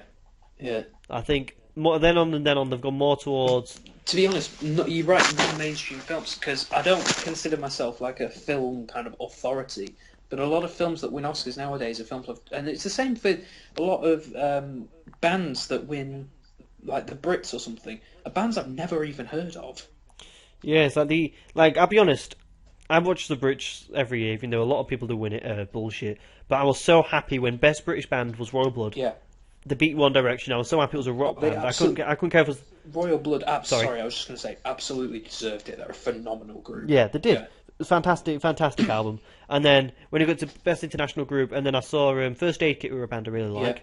Yeah. The Black Keys and Foo Fighters were up for it. And I was like, any of them three I'm very happy. Just don't make it some bullshit like, I don't know, Walk the Moon or any crap that. And I was just like, just make it a rock band, because, you know, it's actual proper freaking music that's making it. Like, they're actually playing an instrument, you know. I really wanted it to be that, and Foo Fighters won it, and I was very happy. But, like, you know, when it comes to, like, Best International Soul Artist, Kanye West, fuck off. Yeah. You know, Best Singer, Paloma Faith, cool. You know, like, them kind of award shows. Yeah. Like, award shows, like, we're going to have something planned for the game award shows, specifically the Jeff Keighley award shows, which are, like, you know, when it's actually an award show. You know, we've got something planned for that. We'll announce that when it gets nearer the time. But we don't know if we'll do well. I don't think we. Well, it's going to be kind of hard when you're in India for the film. Find a way. When there's a will, there's a way. Yeah, we'll have to find. We're going to have to think of a plan when it comes to the podcast about India times. We'll have to talk. We'll have to talk. God, we will have to find a way to do it. Yeah. But, yeah. We'll find maybe we'll talk about this after the show. Absolutely. Anyway. Yeah. So I think we're pretty much finished. Yeah, so that was a very short answer, but essentially I think the verdict here is no. We've got about 15 minutes over time. Yeah, sorry about that. Like we always do, but, you know, extra content. Yeah. More bangs we give you the DLC for free. Metaphorical buck. Obviously, that means give us money, but, you know. Yeah. Okay. So, please rate the show, subscribe, do all the good things, and we'll be back again next week. Absolutely. Thank you for listening, and obviously remember us. Yeah. Check out the patrons if you're interested. Don't feel obliged to. If you don't want to, don't. If you would love to, that'd be absolutely fantastic. But thanks a lot. And by the way, if you do, we will give you a even if it's Nathan's or ours or the Dagora TV ones. In general, we'll give you a thanks on the podcast. Absolutely. Yeah. Thank you very much. Yeah. So thanks a lot in advance if you do, and thanks for watching the show. Goodbye.